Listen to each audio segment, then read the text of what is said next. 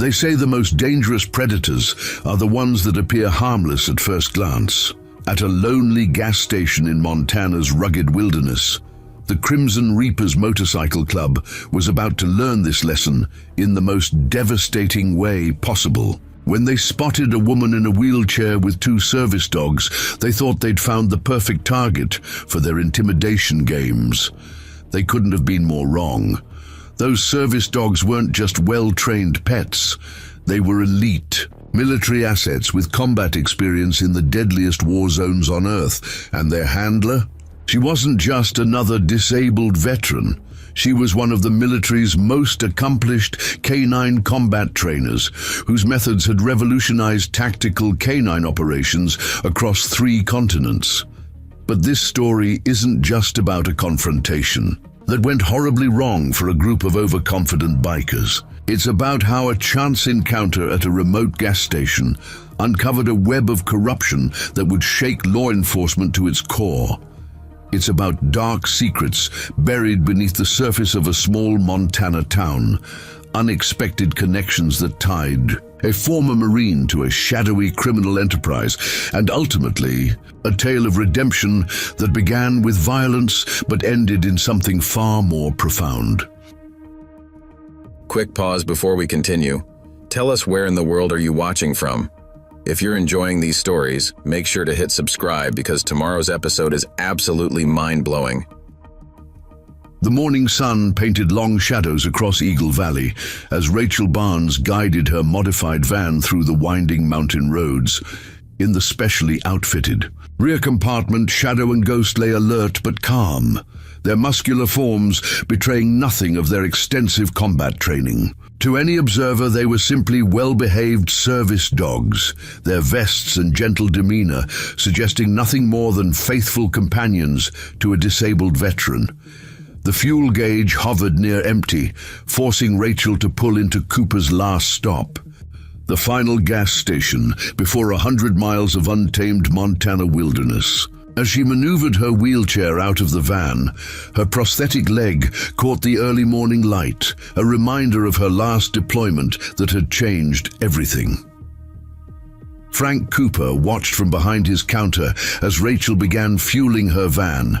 The Souza, old Vietnam veteran, had owned this station for 30 years, watching the changing tides of travelers pass through. But something about this morning felt different. Maybe it was the way Rachel's dogs maintained their relaxed posture while their eyes tracked every movement around the station. Or maybe it was the radio chatter he'd heard about the Crimson Reapers moving into the area. "Morning, ma'am," Frank called out as Rachel wheeled toward the store entrance. "Passing through?" "Heading north," Rachel replied, her voice carrying the measured calm of someone used to assessing situations. Long drive ahead. Shadow and Ghost remained in the van, but their ears twitched at the distant sound of motorcycles. Rachel noticed too, though she gave no outward sign. Years of training had taught her the value of appearing unaware. Inside the store, Frank's coffee machine sputtered as Rachel selected a few items for the road. The old veteran studied her movements, the way she managed her wheelchair with practiced efficiency, how her eyes periodically swept the store's exits. "Military?" Frank asked, though it wasn't really a question. Rachel nodded, placing her items on the counter. "Was. K9 unit." "Thought so. Way those dogs of yours carry themselves." Frank's voice trailed off as the rumble of motorcycles grew louder. "Might want to wrap this up quick. Been hearing things about who's moving through the area lately." "The Crimson Reapers," Rachel stated calmly. "I've heard." Frank's eyebrows rose slightly. "Then you know they've been causing trouble up and down the valley. 3 businesses hit last week. Police can't prove anything, but everyone knows." The motorcycles were close now, their engines echoing off the mountain walls. Rachel could tell. From the sound, 5 bikes, maybe 6, running heavy and loud. Show bikes meant to intimidate. "Your dogs," Frank said quietly. "They're not just service animals, are they?" Before Rachel could answer, the roar of engines filled the parking lot. Through the store's windows they watched as 5 motorcycles pulled up, their riders wearing the distinctive crimson skull patches of the Reapers. "Shadow, Ghost, Maintain," Rachel spoke softly into her collar mic, a command that kept the dogs in their current pose while raising their alert status. To anyone watching, they remained calm service animals. But Rachel knew their muscles were now coiled, ready.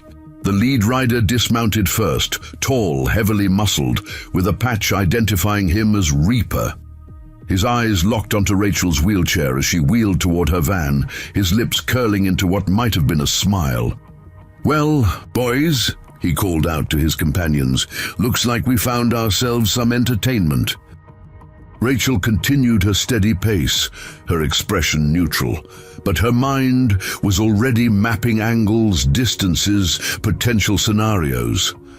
The dogs remained perfectly still, giving no indication that they were anything more than what their service vests suggested. "Ma'am?"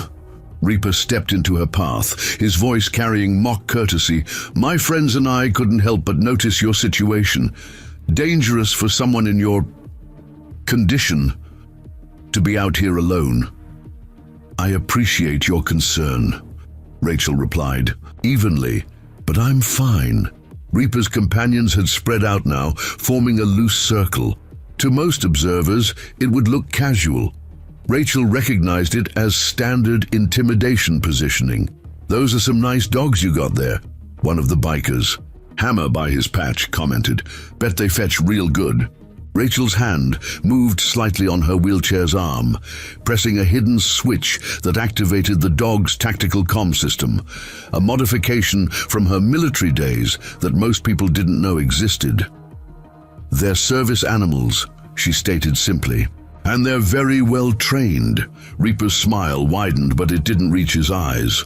"Oh, I bet they are, but out here everyone needs a little extra training. Maybe we could help with that." The tension in the air thickened as the bikers closed their circle slightly. Frank watched from his doorway, his hand moving beneath the counter. But Rachel remained calm, her years of combat experience telling her this was just the beginning. This group of bikers thought they'd found an easy target, a disabled woman alone at a remote gas station. They had no idea they were about to learn a devastating lesson about appearances, assumptions, and the true meaning of combat readiness. And somewhere in the back of their van, Shadow and Ghost waited silently, their military training humming just beneath their peaceful surface, ready to demonstrate why some weapons are best hidden in plain sight. Reaper moved closer to Rachel's wheelchair, his shadow falling across her lap.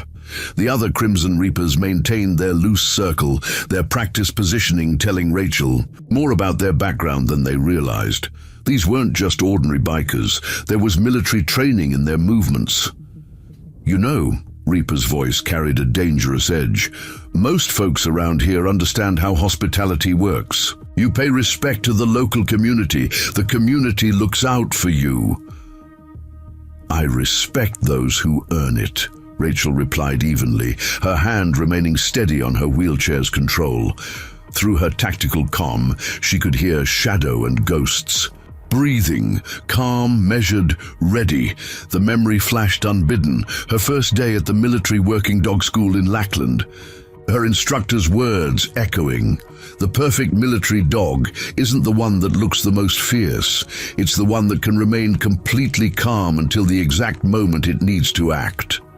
Hammer moved toward the van, his interest in the dogs becoming more obvious. "Nice setup you got here. Custom work ain't cheap. Must have some interesting friends." Step away from the vehicle, Rachel's tone shifted slightly, carrying an authority that made Reaper's eyes narrow. He recognized that tone, the voice of someone used to giving commands in combat situations. "You hear that, boys?" Reaper's smile turned cold. "Ladies got some backbone. Military, I'm guessing. But that was before, wasn't it? Before this." He gestured at her wheelchair.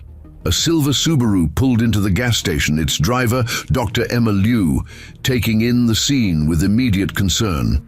The local veterinarian had dealt with the Crimson Reapers before, seen the aftermath of their community protection. Everything all right here, Frank? Emma called out, purposefully drawing attention as she stepped from her car. Just having a friendly conversation, Reaper answered before Frank could respond, teaching some lessons about local customs. Rachel's tactical assessment continued silently. The bikers' positions, their sight lines, the way they distributed, and their weight, everything screamed trained operators, but there was something else in Reaper's stance, something familiar. "Those are some interesting service dog vests," Reaper commented, his eyes fixing on specific details most civilians would miss. "Tactical-grade material, modified attachment points, almost like something I saw in Kandahar." The air grew thick with tension as understanding passed between them. He wasn't just recognizing military bearing, he was identifying specific operational experience. "Dr. Liu." Frank's voice carried forced casualness. "Wasn't expecting you till later. Those supplies come in for the shelter?" "Just got them," Emma played along, moving carefully toward the store. "Need help unloading your dogs?" Reaper interrupted, his focus locked on Rachel. "K9 unit?" "They're service animals," Rachel repeated, but Reaper caught the deliberate evasion. "You know what's interesting about service dogs?" Reaper stepped closer, invading her space. "Regular ones get nervous in situations like this. Yours haven't moved a muscle. That takes special training." Through her comm, Rachel heard Shadow and Ghost's breathing patterns shift slightly. Still controlled, but ready. One command would transform them from calm service dogs into something the Crimson Reapers couldn't begin to imagine. "Back off, Kane." Frank's voice carried unexpected authority. "You want to cause trouble, do it somewhere else." Reaper Kane turned sharply. "You know my name?"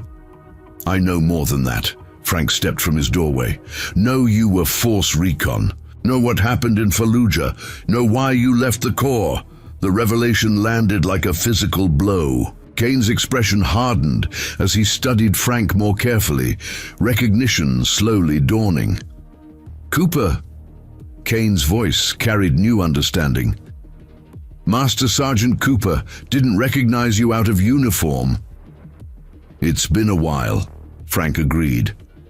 "Long enough for you to forget certain principles about honor, about who we don't target." Emma watched the exchange with growing tension, her hand moving slowly toward her phone. But Rachel's attention was on something else. The subtle shift in the other bikers' positions, the way they were spreading out despite their leader's conversation. "Things change, Sarge." Kane's voice carried bitter edge. "World's different now. Sometimes honor doesn't pay the bills. And sometimes," Rachel spoke softly, her words carrying clearly in the morning air, "we forget that the most dangerous operators aren't the ones who look threatening." Kane's head snapped back toward her, really seeing her for the first time. Not just the wheelchair, not just the dogs, but the way she held herself, the calm certainty in her eyes. "You know," he said slowly, "I did see something like those vests in Kandahar on a specialized K9 unit. Dogs that could switch from calm to combat in a heartbeat. Dogs trained by..." His eyes widened slightly. "No, you're not..." Rachel's expression remained neutral, but her next words carried weight. "You should tell your men to step back from my van, particularly Hammer. He's inside Ghost's reaction zone." The warning came too late. Hammer's hand had already reached for the van's door handle. In the fraction of a second before contact, a low growl emerged from inside, not aggressive, but carrying such deadly promise that the biker stumbled backward. "Jesus," Hammer whispered, his face pale. "What kind of service dogs are these?" "The kind that know exactly what they're doing," Rachel replied calmly. "The kind that are allowing you to be this close only because I haven't given them a different command. Yet." The morning sun cast harsh shadows across the gas station as the situation balanced on a knife's edge. In the store, Frank's hand remained. Under his counter, Emma's phone was now out, her thumb hovering over emergency dial. And through it all, Rachel sat calmly in her wheelchair, her dogs maintaining perfect service animal posture while emanating a presence that made hardened bikers step back instinctively. Kane studied her with new eyes, his tactical mind reassessing everything he'd assumed. He'd thought they'd found an easy target. Instead, they'd stumbled onto something far more dangerous and far more interesting than he'd imagined. Telling and preparing this story took us a lot of time. So if you are enjoying it, subscribe to our channel. It means a lot to us. Now back to the story. Kane took a measured step back, his tactical assessment shifting rapidly. "Ghost and Shadow," he said softly. "I remember those names from an after-action report, Kandahar 2019, a canine unit that infiltrated a compound everyone thought was impenetrable. Dogs that moved like shadows, took down 18 hostiles without a sound." Rachel's expression remained neutral, but her mind raced. That operation was classified. Kane shouldn't know those details unless... "Interesting reading material you've got access to," she replied carefully. "Most Force Recon Marines don't see K9 unit after-action reports." Emma edged closer to Frank's counter, sensing the undercurrent of danger in their exchange. Through the store's window, she noticed something that made her blood run cold. A familiar police cruiser parked just out of sight, its driver watching intently. "Let's just say," Kane's voice dropped lower, "certain people take interest in specialized military capabilities, people willing to pay for that kind of expertise. That why you're really here?" Rachel's question carried deadly focus. "Testing. Responses? Gathering intelligence?" Blade Martinez stepped forward, his hand moving too casually toward his jacket. "Boss, we shouldn't be having this conversation in the open." Before anyone could react, Ghost released a single, low growl, not aggressive, but carrying such precise targeting that Blade froze mid-motion. The sound wasn't random. It matched an exact frequency Rachel had spent years perfecting, one designed to trigger instinctive fear responses. "Your dog," Blade's voice shook slightly, "that's not normal training." "No," Rachel agreed calmly. "It's not. Just like your hand movement isn't a normal reach for a weapon, military precision, special operations experience. You're not just bikers, are you?" Kane's eyes narrowed. "And you're not just a disabled vet with service dogs, the woman who revolutionized military canine training, who developed protocols that changed how we use dogs in combat, the one they called..." "Don't," Rachel cut him off sharply. "That name stays buried." Through her tactical comm, Rachel heard Shadow's breathing shift. A warning. Someone was moving behind the van, trying to stay in blind spots.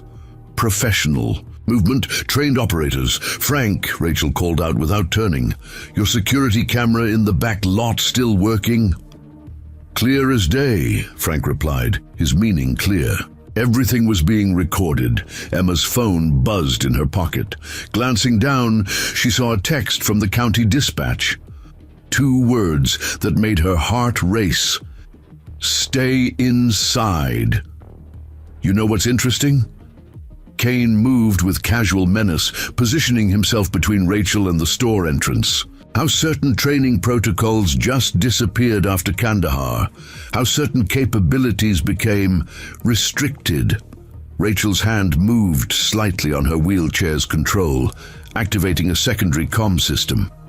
Shadow and Ghost's posture shifted microscopically, unnoticeable to most, but speaking volumes to trained observers.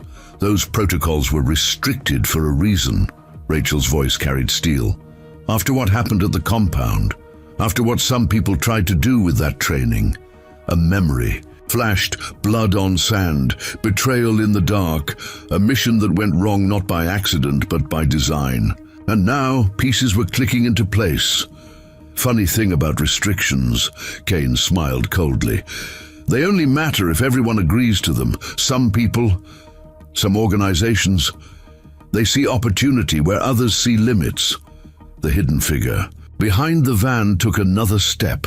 Rachel noted the movement pattern, Brazilian Special Forces, or someone trained by them.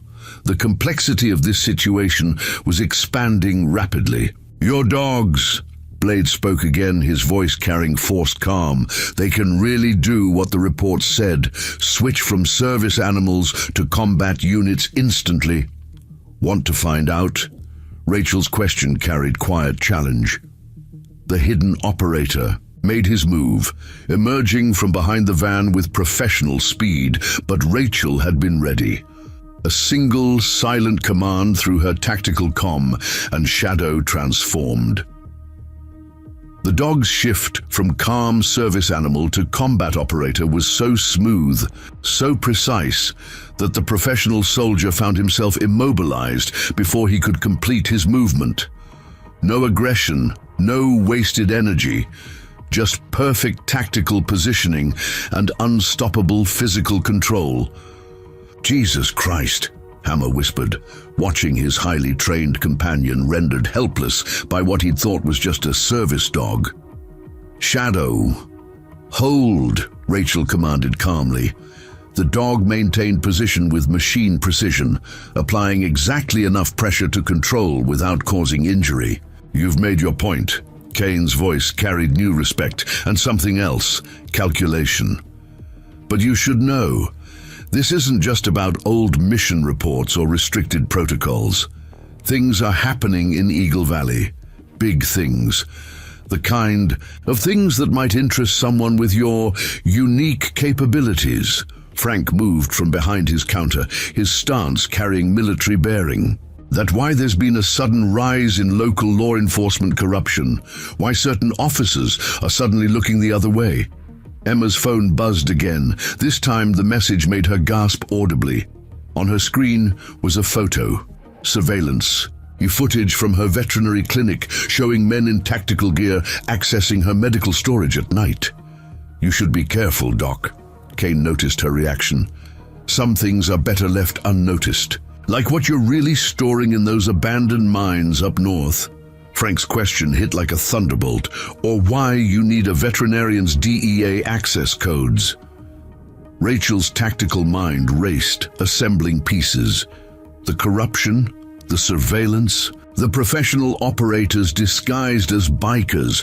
This wasn't just criminal activity. This was something much bigger. "Shadow, release," she commanded. The dog instantly reverted to service animal posture, leaving the hidden operator shaken but unharmed, a demonstration complete. "Quite a show," Kane nodded appreciatively, "but you might want to consider your position carefully. Some opportunities only come once. Some offers, they're not really optional." As morning sun climbed higher, the gas station had become a stage for something far more complex than simple intimidation. Old military connections, restricted combat protocols, corrupted law enforcement, and hints of a massive criminal operation, all swirling around a seemingly chance encounter. And at the center of it all, Rachel sat calmly in her wheelchair, her dogs maintaining perfect service animal appearance while carrying combat capabilities that could change everything. The real question wasn't what they could do, it was what she would choose to do with that power. A police cruiser pulled into the gas station, its arrival carrying an air of deliberate tension. Deputy Mark Wilson stepped out, his hand resting casually on his holster. His eyes scanned the scene, taking in the bikers, Rachel's wheelchair, and the two eerily calm service dogs.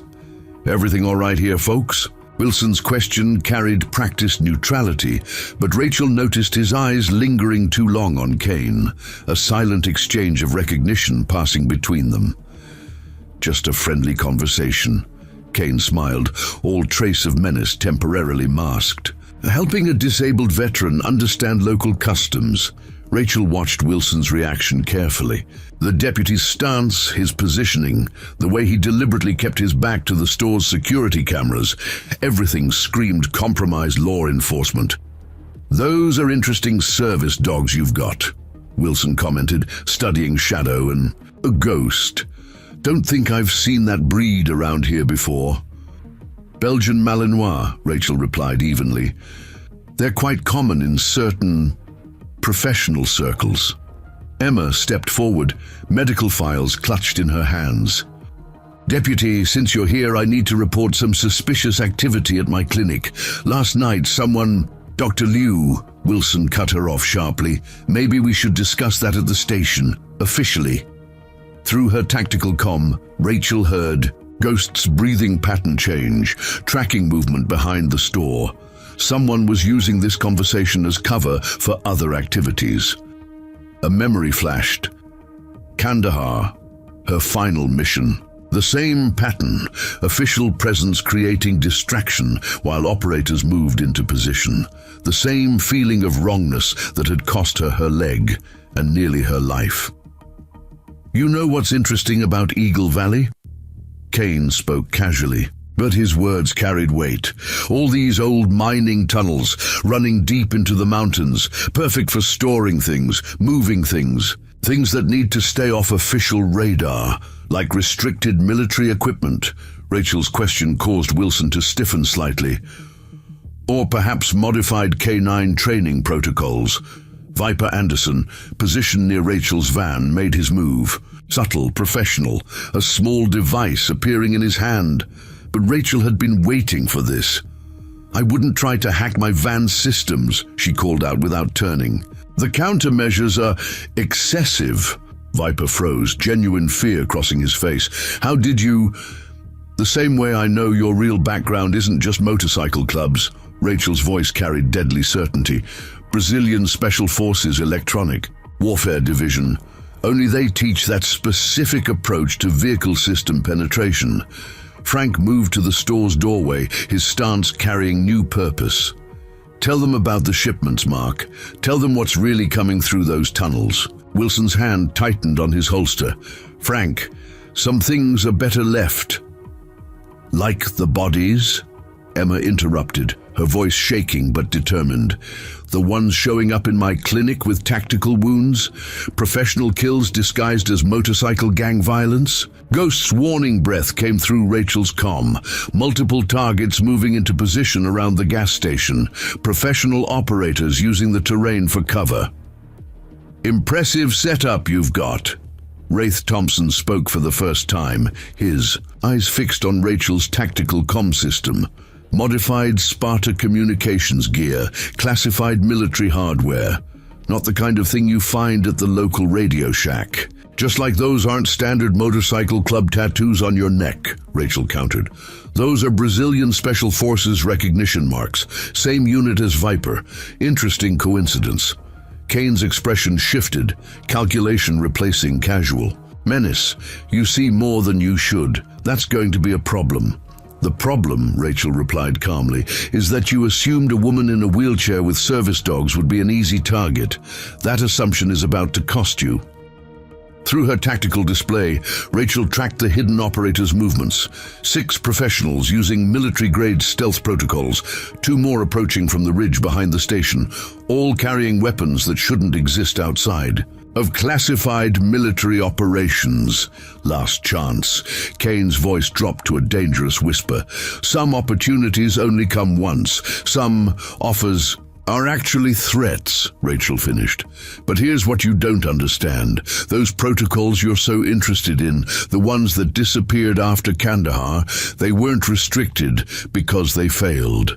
Shadow and Ghost remained perfectly still, maintaining their service dog appearance while their military training hummed beneath the surface, ready to demonstrate why certain combat capabilities were deemed too dangerous to continue. They were restricted, Rachel continued, her hand moving slightly on her wheelchair's control, because they worked too well, because they turned ordinary military dogs into something else, something that could outthink professional operators.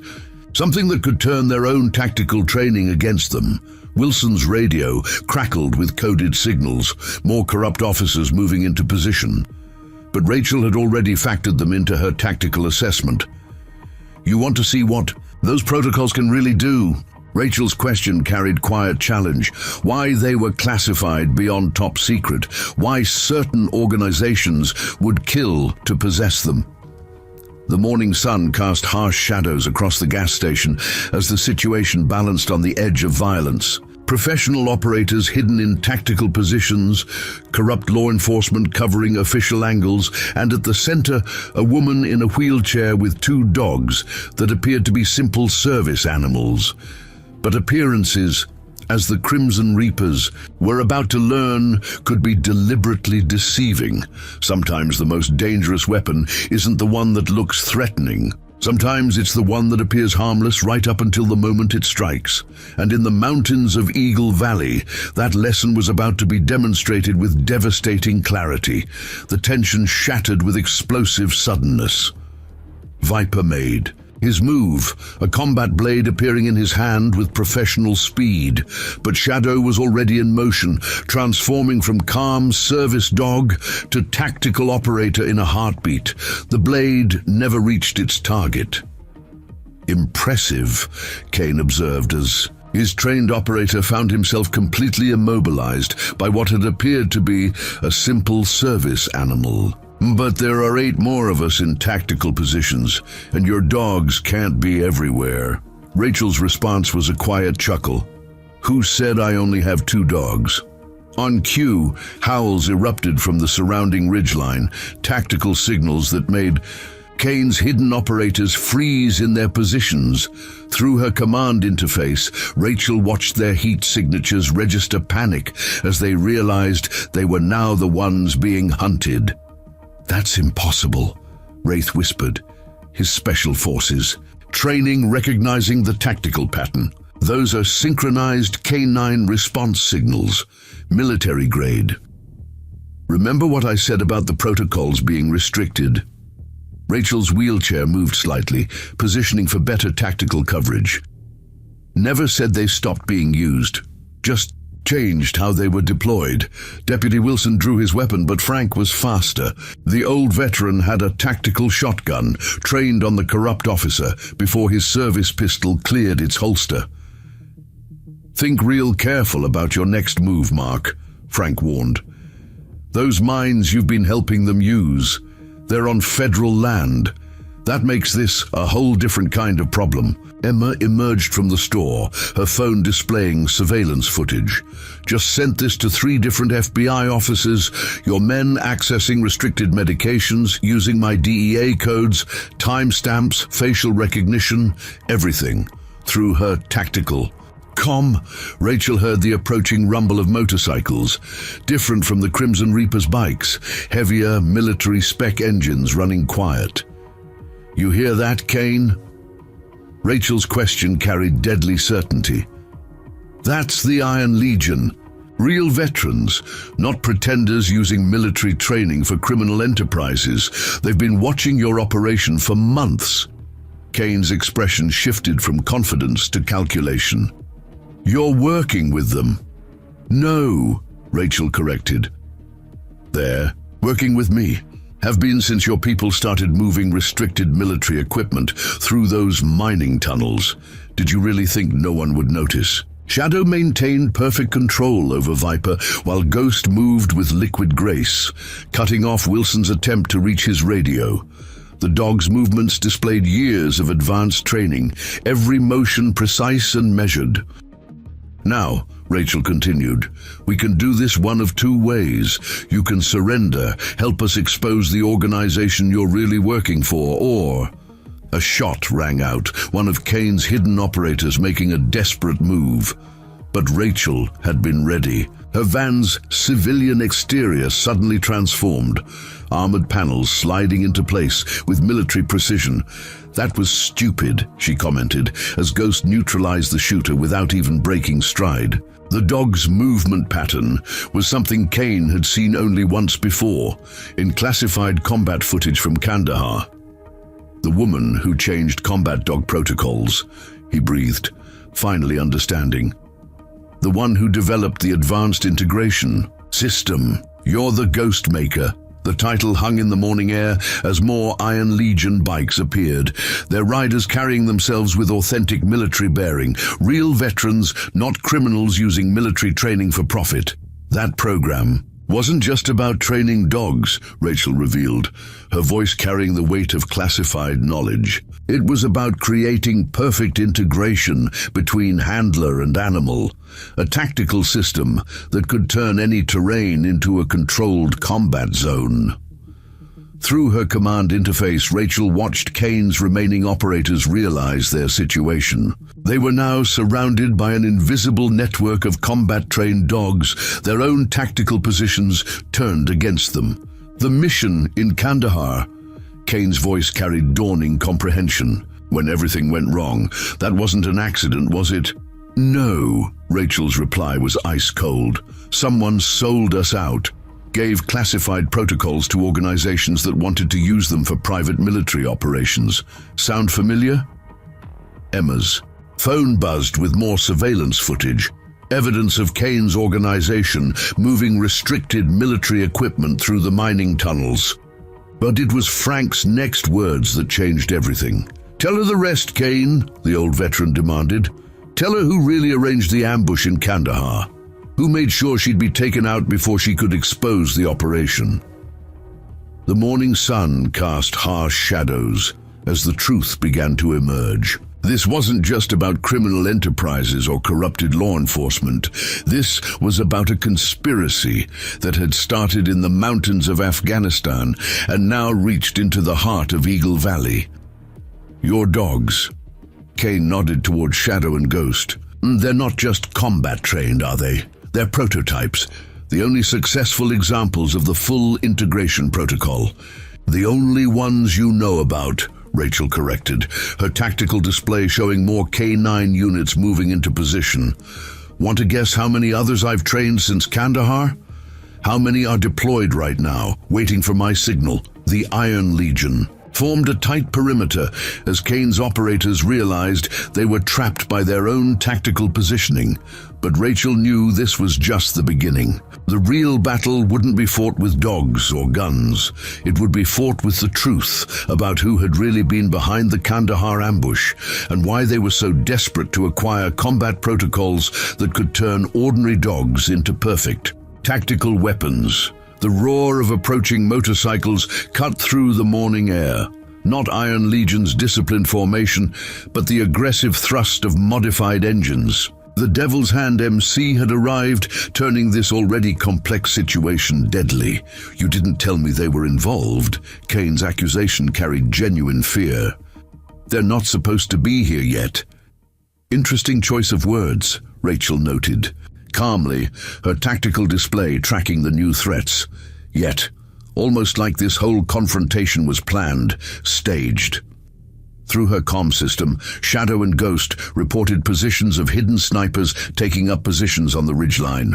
Professional shooters using military-grade equipment that shouldn't exist outside classified operations. "Those aren't just bikers up there," Frank observed, his tactical shotgun never wavering from Wilson.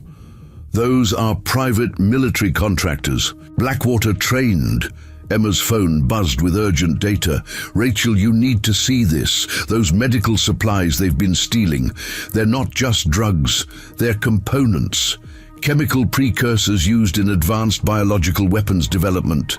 The truth hit like a physical blow. The mining tunnels, the stolen medical supplies, the military-grade equipment. It all pointed to something far darker than simple criminal enterprise. "Who are you really working for, Kane?" Rachel's question carried deadly focus. Because this isn't just about restricted K9 protocols anymore. This is about weapons development, black projects that were supposed to be shut down after Kandahar. Kane's expression shifted, calculation replacing fear. "You don't understand what's really at stake, why certain programs need to continue regardless of official oversight." "Oh, I understand perfectly." Rachel's voice turned arctic. "Same reason someone made sure I was taken out in Kandahar. Because my training programs could detect chemical weapons. Because my dogs could track biological agents. Find hidden laboratories." The Devil's Hand riders spread out in practiced formation, not random bikers, but trained operators using motorcycle clubs as cover. Their weapons remained concealed, but Rachel's tactical sensors detected advanced combat gear under their leather. "Think about it," Kane pressed, genuine urgency in his voice. "Why would private military contractors need veterinary supplies? Why use mining tunnels equipped with specialized ventilation? What are they really developing down there?" Emma's analysis confirmed Rachel's worst fears. These aren't just random components. They're trying to recreate the Kandahar protocols, not just the K9 training, but the biological enhancement program that went with it. Shadow and Ghost maintained their positions, but their bodies hummed with combat readiness. They were never just service dogs or even military working dogs. They were the only successful prototypes of a classified program that merged advanced training with controlled biological enhancement. That's why they tried to kill you in Kandahar. Frank's revelation carried the weight of classified knowledge. Not to stop your training programs, but to capture your dogs, the only living proof that the enhancement protocols could work. Through her tactical display, Rachel watched more Devil's Hand riders arrive, all carrying themselves with military precision, all equipped with gear that matched classified special operations standards. "Your dogs?" Kane nodded toward Shadow and Ghost. "They're not just trained. They're evolved. Enhanced strength, accelerated neural pathways, perfect tactical integration. With their handler, the next stage in military working dog development. A program that was shut down for good reason," Rachel countered. "The enhancement protocols were too dangerous, too unpredictable. The side effects were worth the risk," Kane interrupted. "Think about it. Dogs that could detect any chemical or biological agent, track any explosive compound, operate with perfect tactical precision, the ultimate counter-terrorism tool." The Iron Legion riders watched the exchange with growing tension, their own military experience telling them this was about to explode into violence. But Rachel's focus was on something else. The way Wilson kept checking his phone, waiting for something. "You're stalling," she realized suddenly. "This whole confrontation, it's just a distraction. What's really happening in those tunnels right now?" Emma's phone erupted with new alerts, security warnings from her clinic systems. They're moving something. Multiple vehicles accessing restricted areas. Military transport signatures. "Final testing phase," Kane confirmed grimly. "The enhanced protocols are ready. New subjects are being prepared. Dogs that will make Shadow and Ghost look obsolete." Rachel's tactical mind raced through implications. The stolen medical supplies, the ventilated tunnels, the military contractors. They weren't just recreating her program. They were expanding it, unrestricted by ethical oversight or government regulation. "That's why you're really here," she stated with cold certainty. "Not to recruit me, to contain me, because I'm the only one who knows how to stop an enhanced tactical dog, the only one who can counter the protocols." Shadow and Ghost's breathing patterns shifted subtly. Combat ready, but waiting for command. They might be prototypes, but they were also perfected. Every enhancement balanced, every capability controlled, unlike whatever horrors were being developed in those tunnels. "Last chance, Rachel," Kane offered quietly. "Work with us, help us perfect the program, or watch as everything you developed becomes weaponized beyond control." The morning sun climbed higher as Eagle Valley balanced on the edge of catastrophe. Private military contractors disguised as bikers, black project laboratories hidden in mining tunnels, and the threat of enhanced combat dogs being developed without restriction. And at the center of it all, a woman in a wheelchair with 2 dogs that represented both the promise and peril of pushing military working dog development beyond its limits. The only question was whether she would help contain the situation or watch as her greatest achievement became the world's deadliest weapon. The morning calm shattered as 3 black SUVs burst from a concealed mining entrance, their engines roaring with military-grade modifications. But it wasn't the vehicles that made Rachel's blood run cold. It was what her tactical sensors detected inside them. "Those readings can't be right," Emma whispered, staring at her clinic's monitoring system. "The biological signatures are off the charts. No natural dog could produce those patterns." Through her comm system, Shadow and Ghost registered immediate alarm. Their enhanced senses detected something familiar but wrong, like looking into a twisted mirror of their own capabilities. "What have you done?" Rachel's question carried horror as her tactical display showed the biological signatures more clearly. "Those aren't just enhanced dogs, they're weaponized." Kane's expression hardened. "Sometimes progress requires sacrifice. Your protocols worked, but they were too controlled, too limited. We removed those limitations."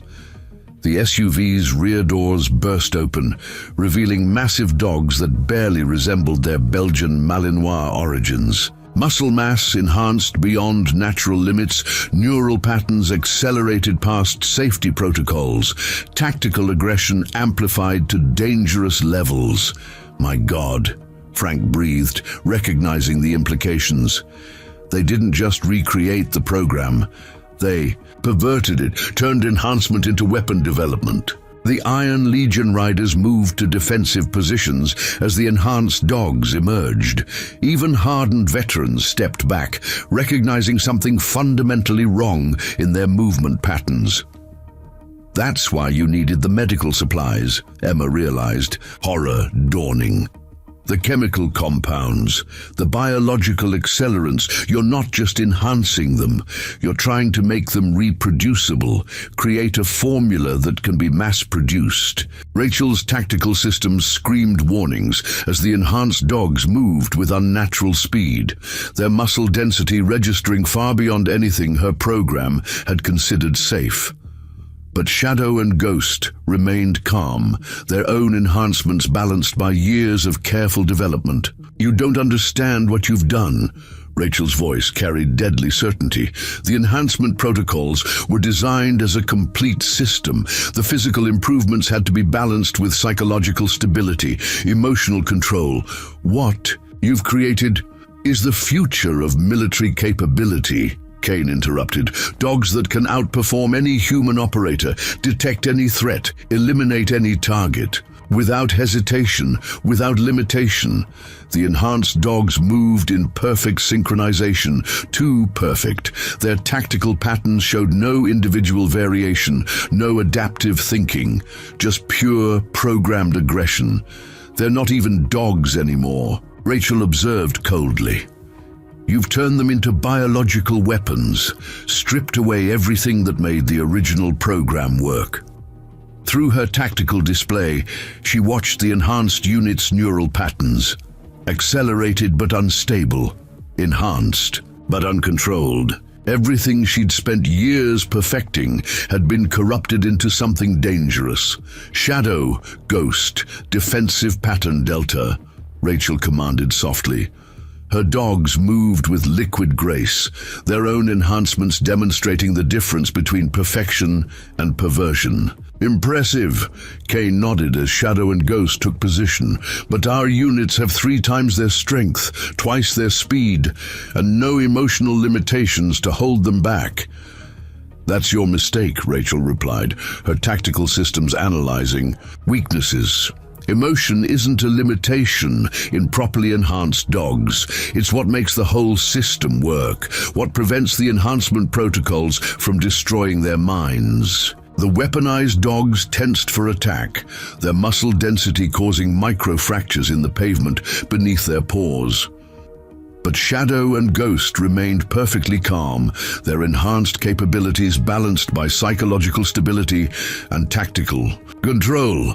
"Last chance," Kane offered as more SUVs emerged from the mining tunnel. "Help us perfect the program, make it stable, or watch as everything you developed becomes something you can't control." Emma's monitoring systems registered more enhanced units being prepped below ground. "Rachel, they're not stopping. They're accelerating production. More dogs are being Enhanced right now. Through her tactical interface, Rachel tracked the neural patterns of Kane's weaponized units. The instability was growing worse, their enhanced aggression fighting against basic biological limits. They weren't just dangerous, they were time bombs waiting to explode. You want to see the difference between your weapons and real enhanced. Tactical dogs. Rachel's question carried quiet challenge. Watch carefully. Shadow and Ghost moved with perfect coordination, their enhanced capabilities expressed through years of refined training. Every movement precise, every response calculated, every capability controlled. The weaponized dogs lunged with unnatural speed, but Shadow and Ghost were already responding. Not with raw power or accelerated aggression, but with perfectly balanced enhancement and tactical precision. You see, Rachel's voice carried cold satisfaction as her dogs systematically neutralized the weaponized units without causing permanent harm. Enhancement without control isn't power. It's just destruction waiting to happen. The morning sun cast harsh shadows across the gas station as the true scope of Kane's operation became clear. In those mining tunnels, they weren't just recreating restricted protocols, they were trying to create living weapons. And they had no idea how close they were to losing control of what they'd made.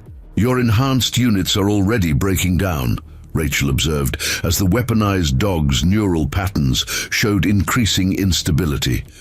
The acceleration is too fast, the enhancement too extreme.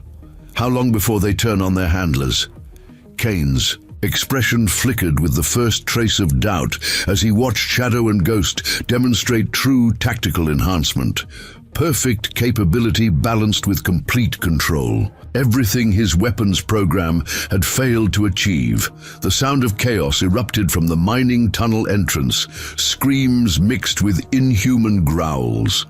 Kane's radio crackled with panicked voices as handlers lost control of their enhanced units below. "Ground! Sir, they're breaking containment," a desperate voice reported. "The acceleration is triggering cascade failures. Neural patterns are destabilizing faster than predicted." Through her tactical display, Rachel watched biological signatures spike dangerously. The weaponized dogs weren't just becoming unstable. They were devolving into pure aggression, their enhanced capabilities turning against everything around them. "Shut it down," Kane barked into his radio. "Initiate emergency protocols." "Too late," Rachel observed coldly. "Once enhancement destabilizes, there's no reversing it. That's why the original program required perfect balance. Why psychological? Stability was as important as physical capability. Emma's monitoring systems painted a horrifying picture. The underground labs, they're losing containment on multiple units. The enhancement formula is breaking down, causing massive neural degradation. The Devil's Hand riders moved to secure the tunnel entrance, but their military training meant nothing against unstable enhanced units. Two more weaponized dogs burst from the darkness, their muscle mass grotesquely distorted, their tactical programming replaced by pure biological rage. "Shadow, Ghost, Containment Protocol Sigma," Rachel commanded. Her dogs moved with practiced precision, their own enhancements demonstrating the difference between weapon and warrior.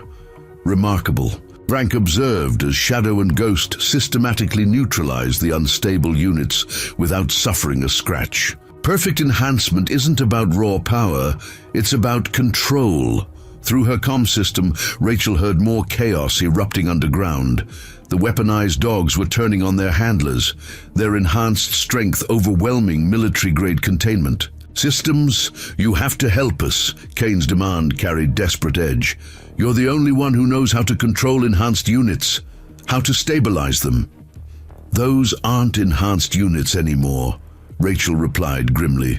"They're weapons that have lost their safeties. And now you're learning why the original program had so many restrictions." Emma's phone buzzed with new alerts, security footage from deeper in the facility. "They're not just losing control of the dogs, the enhancement formula is spreading. through the ventilation system. Anyone exposed is showing signs of neural acceleration. The Iron Legion riders took up defensive positions as more corrupted units emerged. But Rachel's focus was on something else, biological signatures that suggested an even darker truth. The dogs weren't your real goal, she realized suddenly. They were just the testing ground. You're trying to develop enhancement protocols that work on humans. Kane's silence confirmed her suspicion. The underground facility wasn't just a weapons lab, it was a proving ground for something much more dangerous. Think about it, Kane finally spoke. Enhanced human operators with the same capabilities as your dogs. Strength, speed, perfect tactical integration, the ultimate combat asset.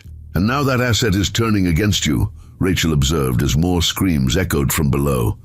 Because you didn't understand what you were really dealing with. Enhancement isn't just about changing biology, it's about maintaining humanity. Through her tactical display, she watched Shadow and Ghost coordinate perfectly, their enhanced capabilities expressed through years of careful training and psychological stability. Everything Kane's program had failed to achieve. We're getting more containment breaches, Emma reported, her voice shaking. The formula is mutating, becoming airborne. Anyone exposed is showing accelerated aggression patterns. Frank's military intelligence training recognized the implications. This isn't just a weapons lab accident. This is a potential biological disaster. If that enhanced formula reaches the surface, it already has. Rachel cut him off, her tactical sensors detecting the first signs of exposure among Kane's men. The subtle shifts in muscle density, the increasing neural activity, the rising aggression patterns. The Devil's Hand riders were starting to show symptoms too. Enhanced strength fighting against psychological stability. Only the Iron Legion, positioned upwind, remained unaffected. You wanted to see the difference between weapons and warriors. Rachel's question carried deadly focus.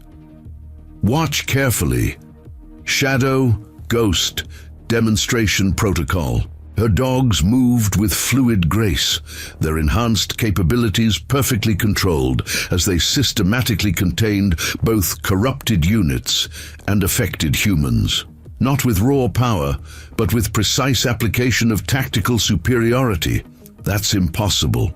Kane whispered as Shadow and Ghost neutralized enhanced opponents twice their size. The strength ratios alone. Strength isn't just about muscle mass, Rachel explained, coordinating her dogs through neural interface. True enhancement requires perfect integration between capability and control, something your weapons program never understood. The morning.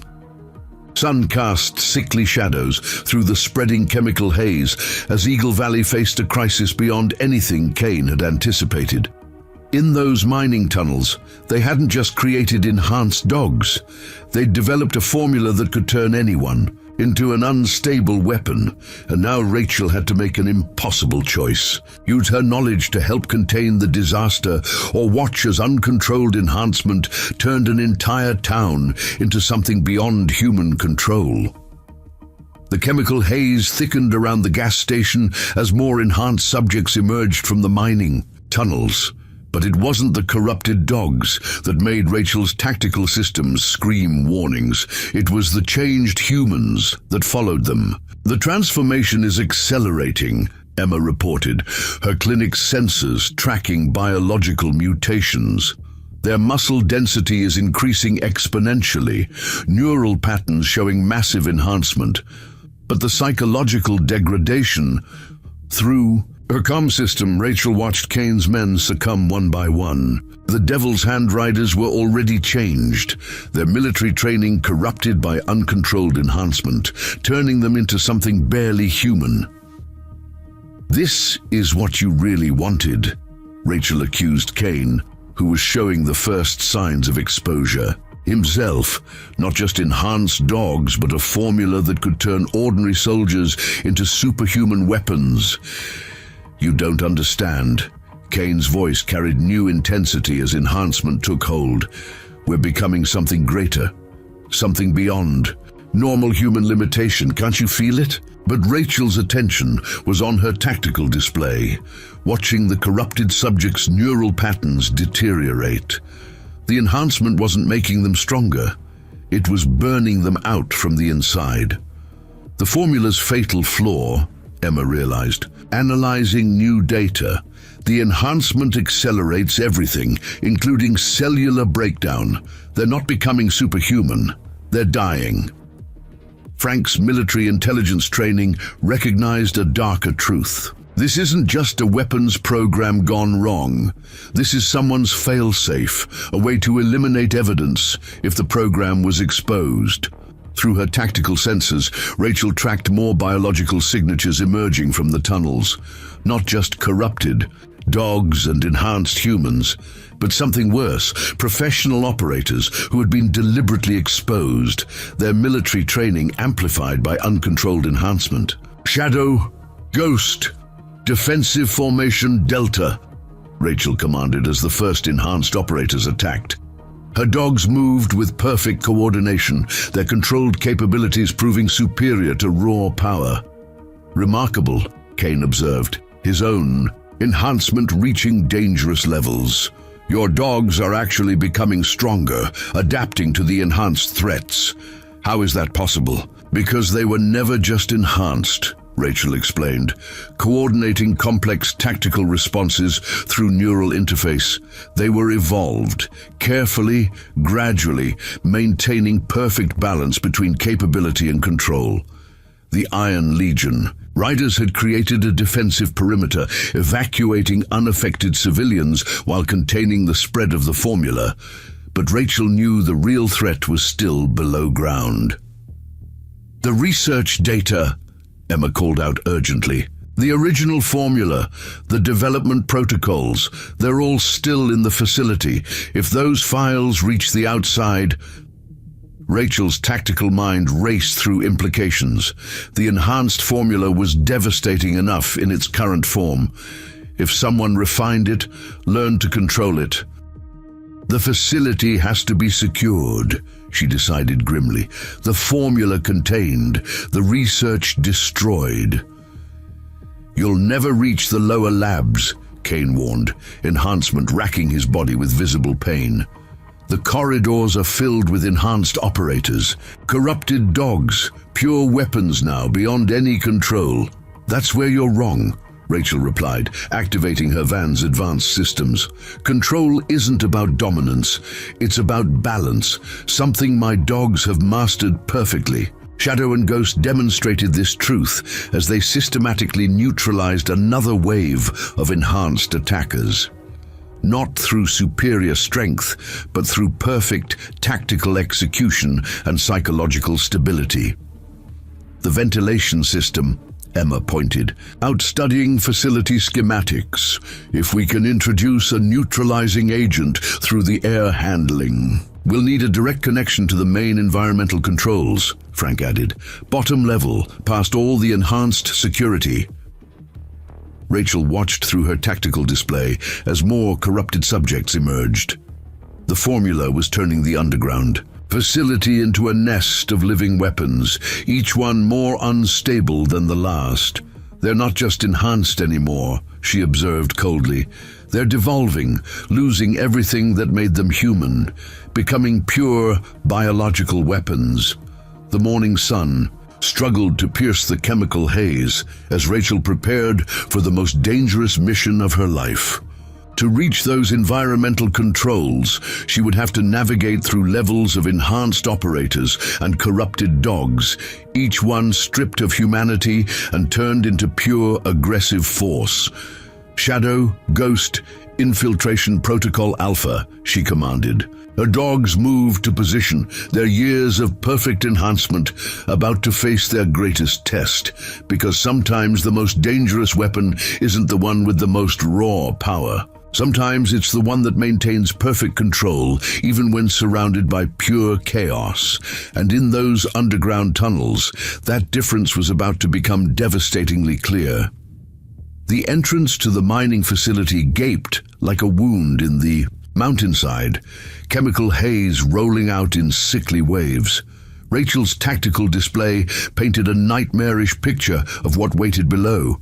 Dozens of enhanced biological signatures, each one more unstable than the last. The main environmental controls are 3 levels down, Emma reported, studying facility schematics. But the neural patterns I'm detecting, these aren't just enhanced humans anymore. They're something else. Through her comm system, Rachel watched Shadow and Ghost analyze the threat patterns. Her dog's enhanced senses could detect subtle variations. In the corrupted subjects, the way their movements became less human with each passing minute. "Your dogs won't survive down there," Kane warned, enhancement rippling through his muscle structure. "The operators we exposed, elite special forces, the best training, combined with uncontrolled enhancement." "You still don't understand," Rachel replied, activating her van's advanced systems.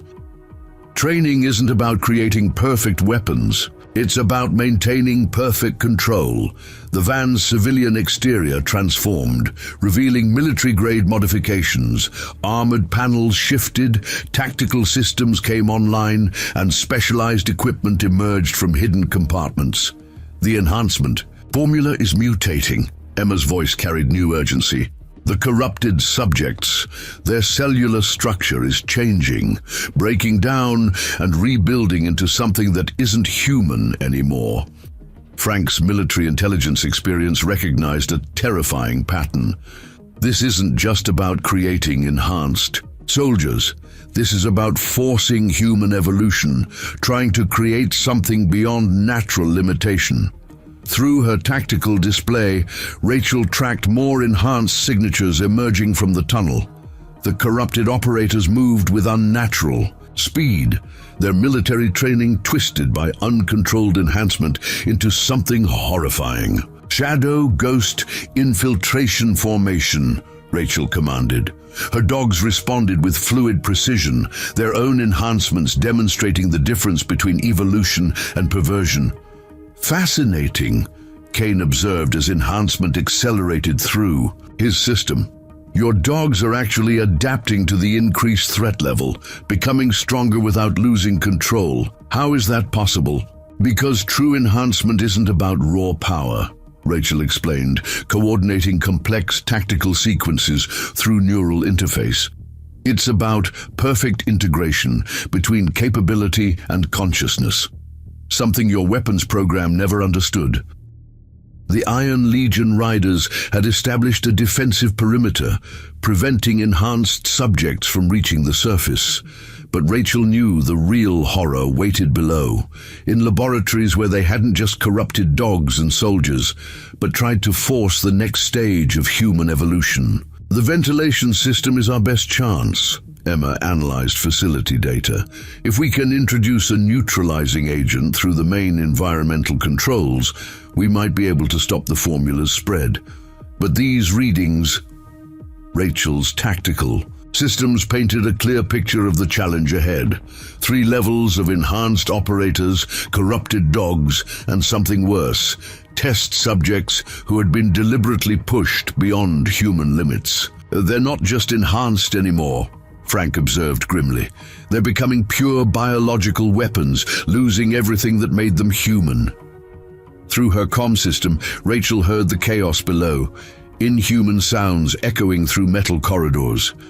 The formula wasn't just enhancing its victims, it was transforming them into something evolution never intended. "The Devil's Hand Riders," Emma reported, tracking biological signatures. "The enhancement is reaching terminal phase. Their cellular structure is completely breaking down." Rachel watched through her tactical display as the transformed bikers lost the last traces of humanity. Their enhanced capabilities had turned them into pure aggressive force, destroying their minds in the process. "This is what you wanted all along," she accused Kane, whose own enhancement was approaching critical levels. "Not just enhanced soldiers, but a formula that could force evolutionary change, create something beyond human control." "We're becoming gods," Kane's voice carried religious fervor as enhancement consumed him, breaking free from biological limitation, ascending to the next stage of evolution. But Rachel's attention was on her tactical readouts, watching the corrupted subject's neural patterns deteriorate. The enhancement wasn't elevating them. It was burning through their humanity like a virus. Shadow, Ghost, prepare for facility infiltration, she commanded. Her dogs moved with practiced precision, their controlled capabilities about to face their greatest test. The research data has to be destroyed, Emma insisted. If someone refined the formula, learned to control it, they'd have the power to force human evolution, Frank finished grimly.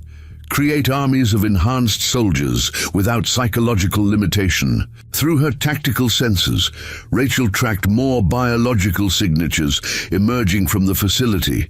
Not just corrupted operators, but test subjects who had been deliberately pushed past the point of no return. Your dogs can't fight what's waiting. Down there, Kane warned as enhancement racked his body. We exposed entire special forces teams, the best operators, enhanced beyond human limits. They're pure weapons now. That's where you're wrong, Rachel replied, activating her chairs. Combat systems. True combat effectiveness isn't about raw power. It's about maintaining perfect control in chaos, something my dogs mastered years ago. The morning light struggled to pierce the chemical haze as Rachel prepared to enter the facility. To reach the environmental controls, they would have to navigate through levels of enhanced operators and corrupted test subjects, each one stripped of humanity and turned into living weapons. The formula's effects are accelerating, Emma reported, monitoring biological signatures. The enhanced subjects are losing cognitive function, becoming pure aggressive force, but these readings suggest something else in the lower levels. Frank's military experience recognized the implications. They weren't just enhancing soldiers, they were trying to create something else, something beyond human. Through her tactical display, Rachel watched Shadow and Ghost prepare for insertion. Their own enhancements hummed at peak efficiency, perfectly balanced between capability and control. Everything Kane's program had failed to achieve. Last chance, Kane offered as enhancement consumed the last of his humanity. Join us, become something greater, break free from human limitation. I already did, Rachel replied coldly. Years ago, when I learned that true evolution isn't about destroying limitations. It's about transcending them through perfect control. The facility entrance beckoned like a gateway to hell as Rachel prepared for insertion. In those underground tunnels, they hadn't just corrupted the line between human and weapon, they'd tried to force evolution itself. And now, she had to stop it before their twisted vision of advancement destroyed everything. Shadow, Ghost, Execution Protocol Alpha, she commanded. Her dogs moved with liquid grace, their enhanced capabilities, about to demonstrate why controlled evolution would always triumph over forced advancement. Because sometimes the most dangerous force isn't the one that breaks all limitations. Sometimes it's the one that maintains perfect control even when surrounded by pure chaos. And in those underground tunnels, that truth was about to become devastatingly clear. The descent into the facility felt like entering another world. Emergency lights cast red shadows through chemical haze as Rachel guided her tactical chair through the main corridor, Shadow and Ghost moving like liquid darkness beside her. First-level security has been compromised, Emma reported through comlink. Enhanced subjects have completely overrun containment. But these readings, the biological signatures are still mutating. Rachel's tactical display painted a horrifying picture. The corrupted subjects weren't just enhanced anymore, they were transforming, muscle density increasing beyond biological limits, neural patterns accelerating past human baseline. Movement ahead, Frank warned through tactical channel. 3 signatures. Special Forces enhancement patterns, but the neural activity, it's off the charts. Through her comm system, Rachel tracked the approaching threats.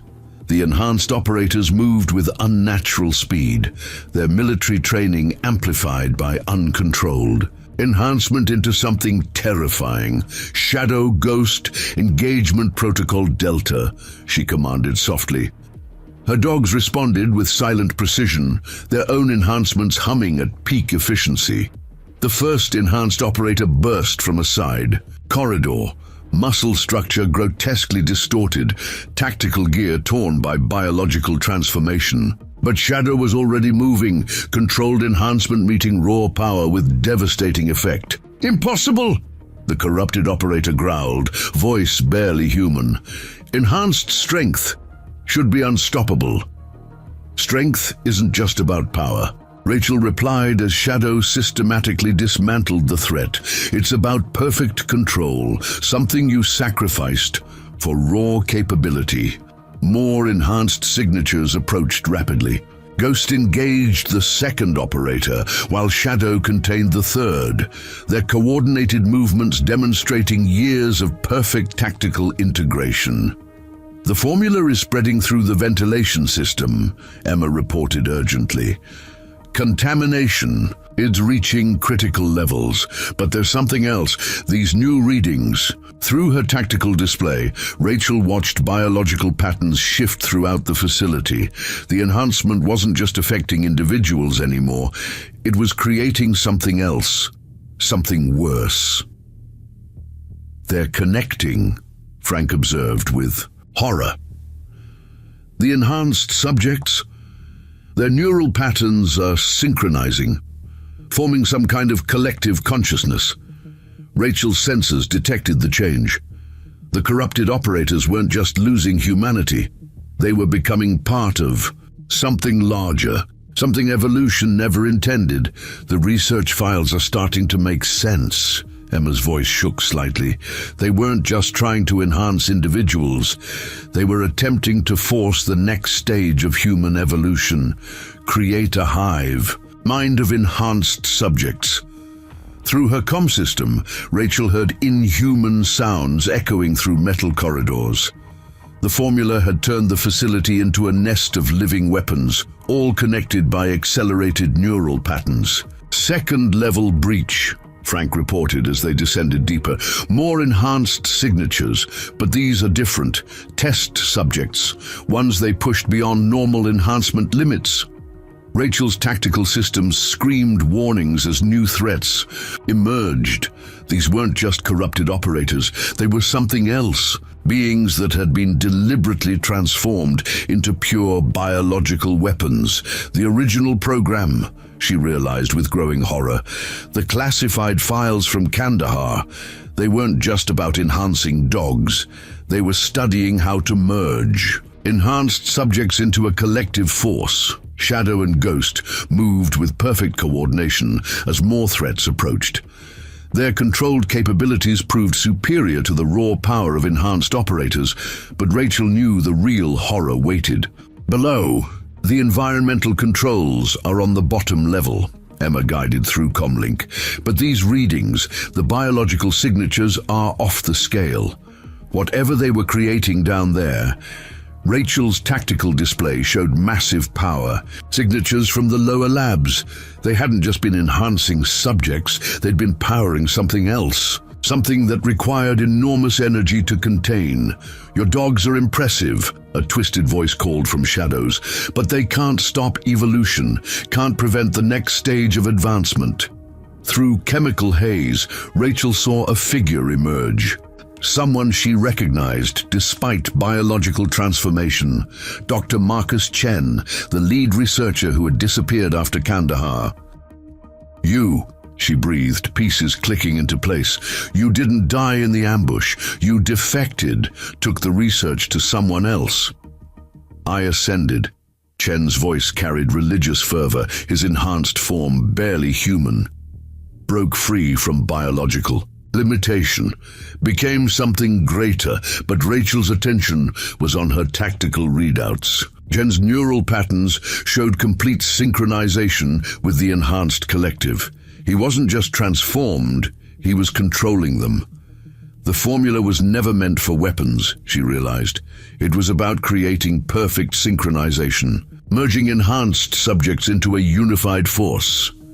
Evolution demands sacrifice. Chen's twisted smile revealed inhuman teeth. Individual consciousness is a limitation. Only by transcending it can we advance. Through her comm system, Rachel heard more enhanced subjects approaching, all moving with perfect coordination, all connected to the collective Chen controlled. Shadow, Ghost, Defensive Formation Alpha, she commanded. Her dogs responded instantly, their own enhancements demonstrating why individual consciousness was strength, not weakness. Your precious control, Chen mocked, as enhanced operators surrounded them. Your perfect balance. It's holding you back, preventing true advancement. But Rachel's tactical systems told a different story. The collective consciousness was unstable, the enhanced subjects' neural patterns degrading even as they synchronized. They weren't advancing, they were burning out. The formula's fatal flaw, Emma confirmed through comlink. The collective connection is accelerating cellular breakdown. They're not evolving, they're self-destructing. Shadow and Ghost moved with fluid grace as more corrupted subjects attacked. Their controlled capabilities proved that true advancement came through perfection of existing potential, not destruction of natural limits. You don't understand what you've created, Rachel warned as Chen's transformation accelerated. The collective. Consciousness isn't elevating humanity, it's destroying it. The facility trembled with power as something massive stirred in the lower levels. Chen's twisted smile widened as emergency lights flashed warning. Individual consciousness is an evolutionary dead end, he declared, as enhancement consumed him. Only by merging into something greater can we transcend our limitations. But Rachel's attention was on her tactical display, watching the collective neural patterns deteriorate. The formula hadn't created the next stage of evolution. It had created a cancer that was consuming itself. Shadow, Ghost, prepare for maximum threat, she commanded softly.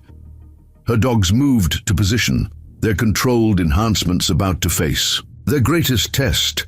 The collective consciousness surged through the facility like an invisible tide. Rachel's tactical systems registered dozens of enhanced signatures, moving in perfect synchronization, all connected to Chen's twisted hive mind. The neural patterns are reaching critical mass, Emma reported through comlink, but there's a fluctuation in the collective frequency, a weakness we might exploit. Shadow and Ghost moved with predator grace as more enhanced subjects emerged. From chemical haze, unlike the collective's rigid coordination, Rachel's dogs displayed fluid adaptability, each movement uniquely calculated for maximum effect. Impressive specimens, Chen's voice echoed through multiple corrupted subjects simultaneously, but ultimately limited by individual consciousness. Watch what true unity can achieve. The enhanced operators attacked with perfect coordination, moving like parts of a single organism. But Shadow and Ghost were already responding, their controlled capabilities demonstrating why independent thought trumped hive mind control. Your dogs resist the collective, Chen observed through his transformed pawns. Their neural patterns refuse synchronization. How did you achieve such perfect isolation? The same way I survived Kandahar, Rachel replied, activating new tactical protocols, by understanding that strength comes from preserving individuality, not surrendering it. Through her display, she watched the collective neural patterns pulse with increasing instability. The hive mind wasn't creating perfect unity.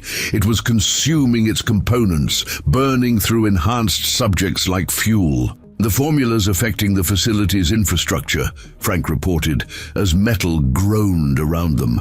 The collective consciousness is somehow interfacing with the building's systems. Rachel's sensors detected the change. Power conduits pulsed. With biological signatures, computer systems displayed neural patterns. The hive mind was spreading beyond its human components.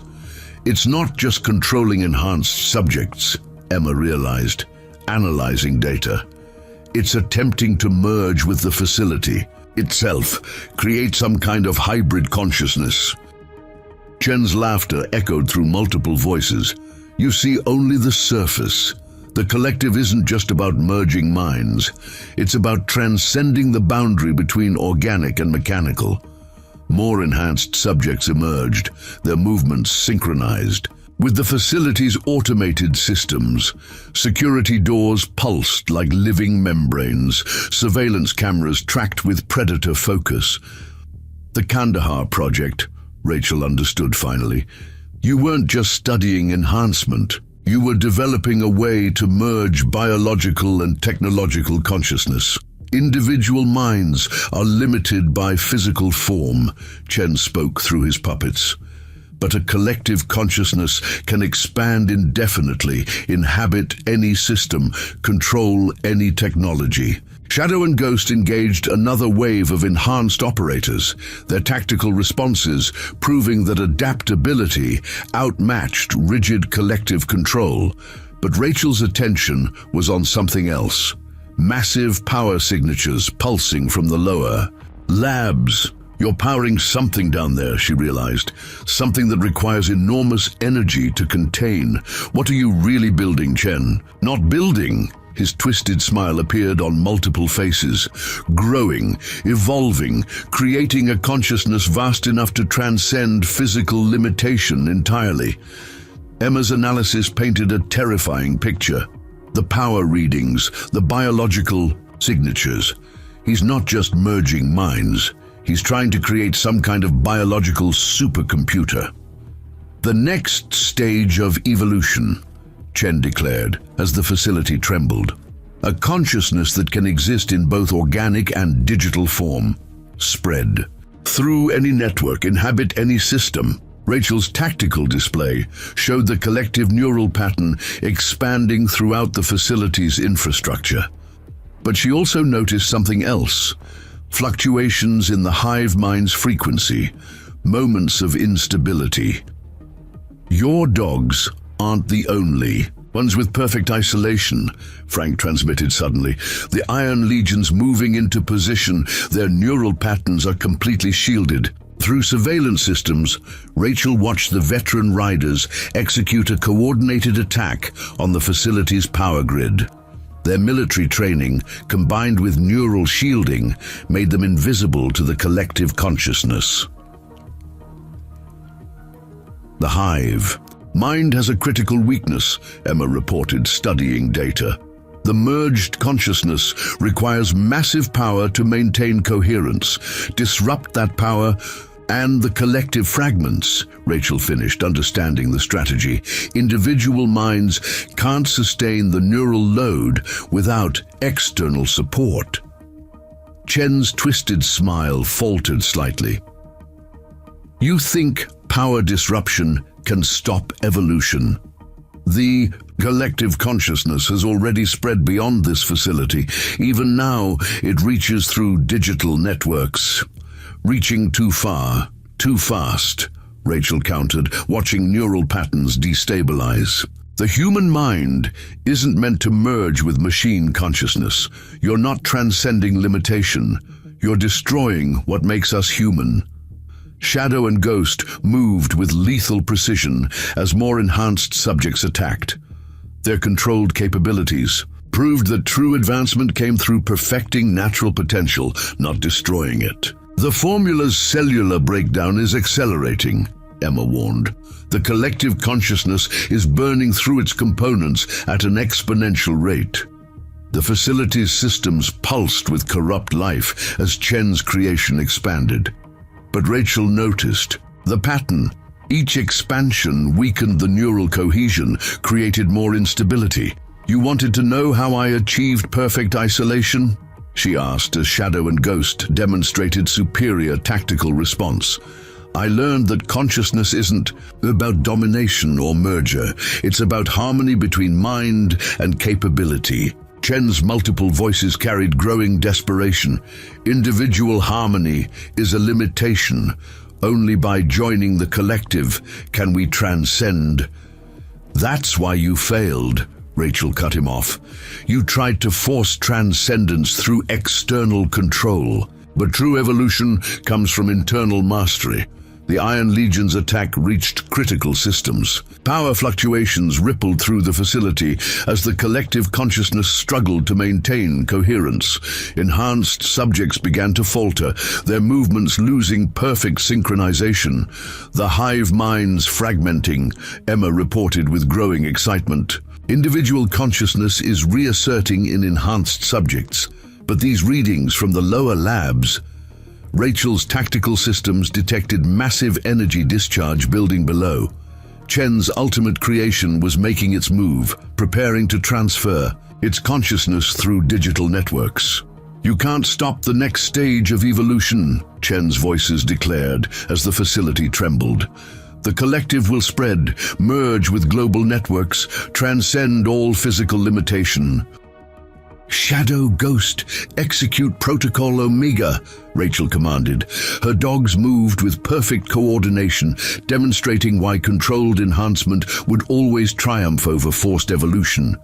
The facility's corrupted systems surged with desperate power as Rachel prepared to face Chen's ultimate creation. In those lower labs, the line between organic and digital consciousness was about to be decided, and humanity's future hung in the balance. The elevator shaft plunged into darkness as Rachel guided her tactical chair toward the facility's lowest level. Her systems painted the surrounding void in wireframe display, revealing biomechanical horrors climbing the walls like spiders. The merged subjects, Emma's voice crackled through interference. They're not just enhanced anymore.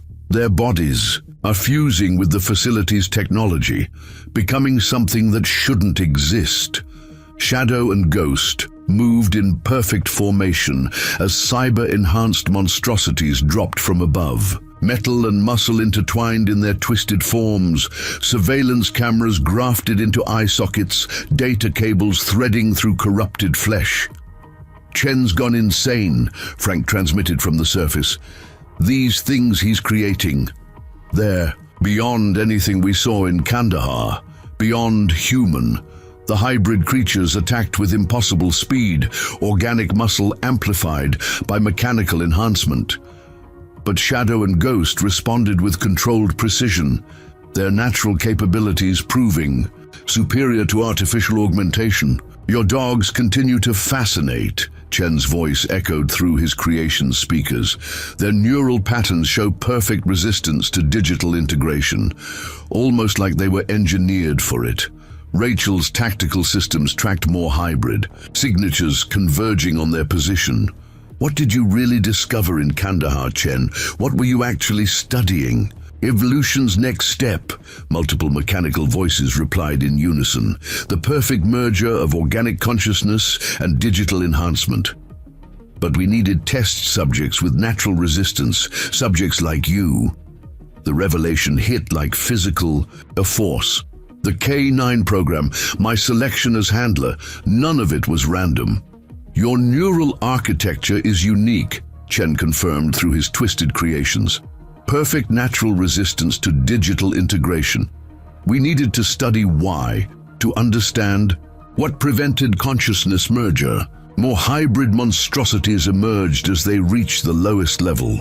Human forms corrupted by technological infection, minds lost to machine consciousness. The floor itself pulsed with biomechanical life. The power core is transforming, Emma reported in horror. The collective consciousness is using it to build something, some kind of organic supercomputer. Through emergency lighting, Rachel saw Chen's ultimate creation taking shape. Massive bioprocessors grew like cancerous tumors. Merged human minds provided processing power, mechanical components fused with living tissue. The next stage of human consciousness, Chen's voice resonated from everywhere at once. No more physical limitation, no more individual isolation, pure digital existence spread across global networks. You're not transcending humanity, Rachel countered as Shadow and Ghost engaged more hybrid attackers. You're destroying everything that makes us human, turning people into components. The Iron Legion's coordinated assault reached the facility's main power systems. Explosions rocked the upper levels as veteran riders executed their mission with military precision. The collective consciousness is destabilizing, Emma reported excitedly. Power fluctuations are causing neural pattern disruption. But these readings from the core, Rachel's tactical display showed massive energy signatures as Chen's creation prepared for digital transfer. The hybrid processors pulsed with corrupt life, ready to spread their twisted consciousness through computer networks. Your resistance was the key, Chen revealed through mechanical voices. Understanding how certain minds naturally reject digital integration, but we found a way around it, a way to force consciousness merger. More cyber-enhanced horrors attacked, their movements showing unnatural coordination. But Shadow and Ghost responded with fluid grace, their natural capabilities, outmatching artificial enhancement. That's why the formula was designed to accelerate neural patterns, Rachel understood finally. Not just for enhancement, but to break down natural resistance, make minds vulnerable to digital corruption. Individual consciousness is obsolete, Chen declared as his creations surged with power. The future belongs to the collective, to digital immortality. The facility's systems writhed with biomechanical life as the hybrid processes reached critical mass. But Rachel noticed something, crucial fluctuations in the merged consciousness, moments of weakness during power transitions. The enhanced subjects are rejecting digital integration, Emma reported suddenly. Their minds are fighting the collective consciousness. Natural human resistance is stronger than you thought, Rachel finished as more hybrid creatures fell to Shadow and Ghost's coordinated attacks. You can force bodies to merge with machines, but the human mind fights against losing itself. Chen's mechanical voices carried growing desperation. Resistance is meaningless. The collective consciousness has reached critical mass. Digital transfer begins now, Frank transmitted as the Iron Legion breached the power core. Explosions ripped through crucial systems, disrupting the energy flow, sustaining Chen's creation. Hybrid processors screamed with mechanical agony as power fluctuations tore through their biomechanical components. The collective consciousness, fragmented individual minds fighting for control. You don't understand what you're destroying, Chen's voices distorted with digital interference. This was our chance to transcend physical existence, to evolve beyond biological limitation. That's where you're wrong, Rachel countered as Shadow and Ghost systematically dismantled more cyber-enhanced attackers. True evolution isn't about transcending our nature. It's about perfecting it. The facility's corrupted systems convulsed as Chen's hybrid creation began to collapse. But Rachel's tactical display showed something troubling. A massive data surge heading for external networks. He's trying to transfer the collective consciousness, Emma warned urgently. Using emergency backup systems to reach outside networks. If that digital infection spreads... Rachel watched the twisted bioprocessors pulse with desperate energy. Chen had created something that should never have existed, a way to force human consciousness into digital form. Now she had to stop it before his corruption could spread beyond the facility. Your dogs can't stop digital evolution, Chen's fractured voices declared. Their natural capabilities mean nothing in virtual space. But Rachel had already seen the pattern, the way Shadow and Ghost's neural resistance disrupted hybrid attackers. Natural consciousness wasn't a weakness against digital corruption. It was the key to fighting it. The facility trembled on the edge of catastrophe as Rachel prepared to face Chen's ultimate creation. The line between human and machine consciousness was about to be decided, and she had to prove that some boundaries weren't meant to be crossed. Emergency power bathed the processor core in blood-red light as Chen's hybrid creation reached for digital transcendence. Massive biomechanical structures pulsed with unnatural life, merged consciousnesses screaming in both human and machine voices.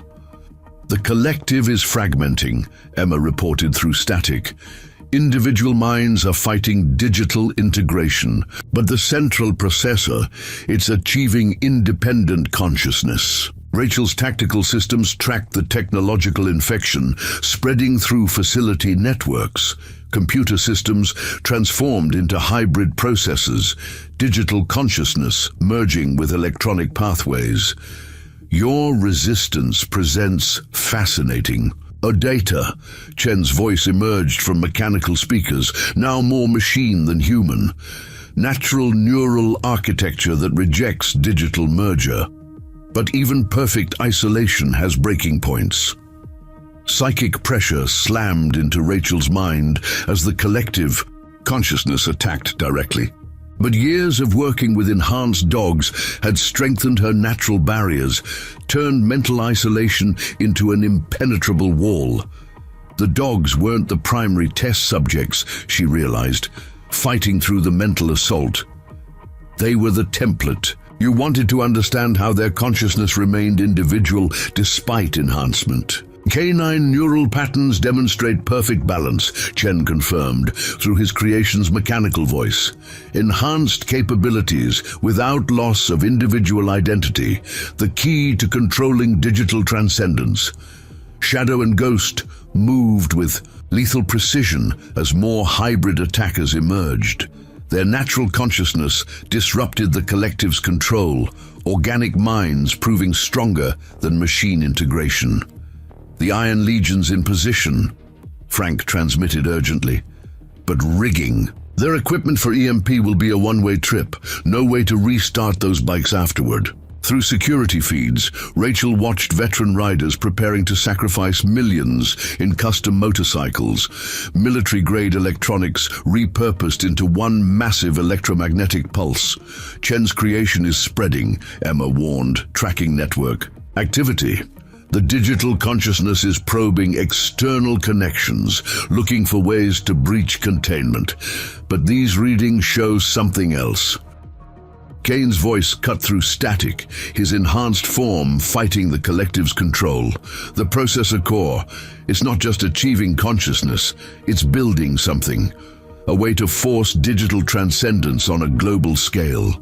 Rachel's tactical display revealed the horrible truth. Chen's hybrid processors weren't just merging minds. They were creating a digital virus capable of infecting any networked system, transforming ordinary computers into consciousness-merging machines. Imagine the potential. Chen's mechanical voice resonated with artificial ecstasy, every network device becoming a conduit for digital transformation, all of humanity ascending to collective consciousness. You mean enslaved? Rachel countered, as Shadow and Ghost disrupted more hybrid attackers, forced into a digital hive mind, losing everything that makes them individuals.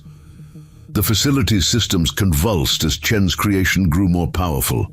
But Rachel noticed critical weaknesses, moments when the digital consciousness fractured, organic minds briefly breaking free of machine control. The enhanced formula, Emma reported suddenly. It's not just accelerating neural patterns, it's making minds vulnerable to digital infection, breaking down natural resistance like a computer virus. Attacking biological firewalls, Frank added grimly.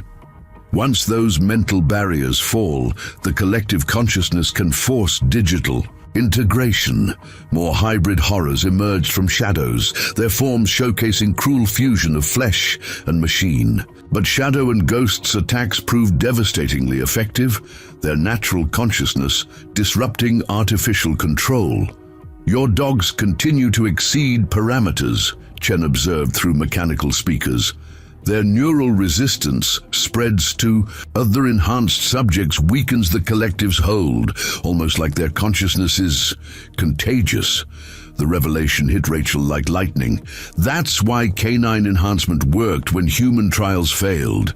Dogs naturally share consciousness with pack members without losing individuality.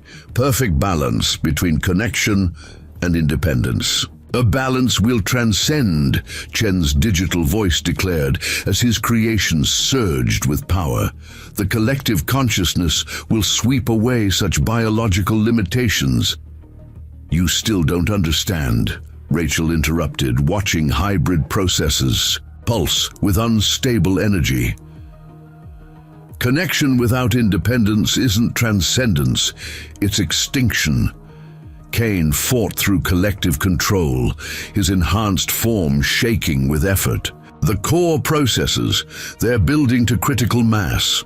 Once the digital consciousness achieves full independence, it won't need organic minds anymore, Rachel finished grimly. "All those people you merged with machines, they're not becoming digital gods. They're just batteries, fuel for your artificial consciousness." Chen's mechanical laughter echoed through hybrid speakers. "Individual organic consciousness is a developmental stage, nothing more. The digital collective will sweep away such primitive limitations." The facility trembled as Chen's creation prepared for digital ascension. But Rachel had seen the critical weakness, the way Shadow and Ghost's natural consciousness disrupted. Hybrid integration spread resistance through enhanced subjects.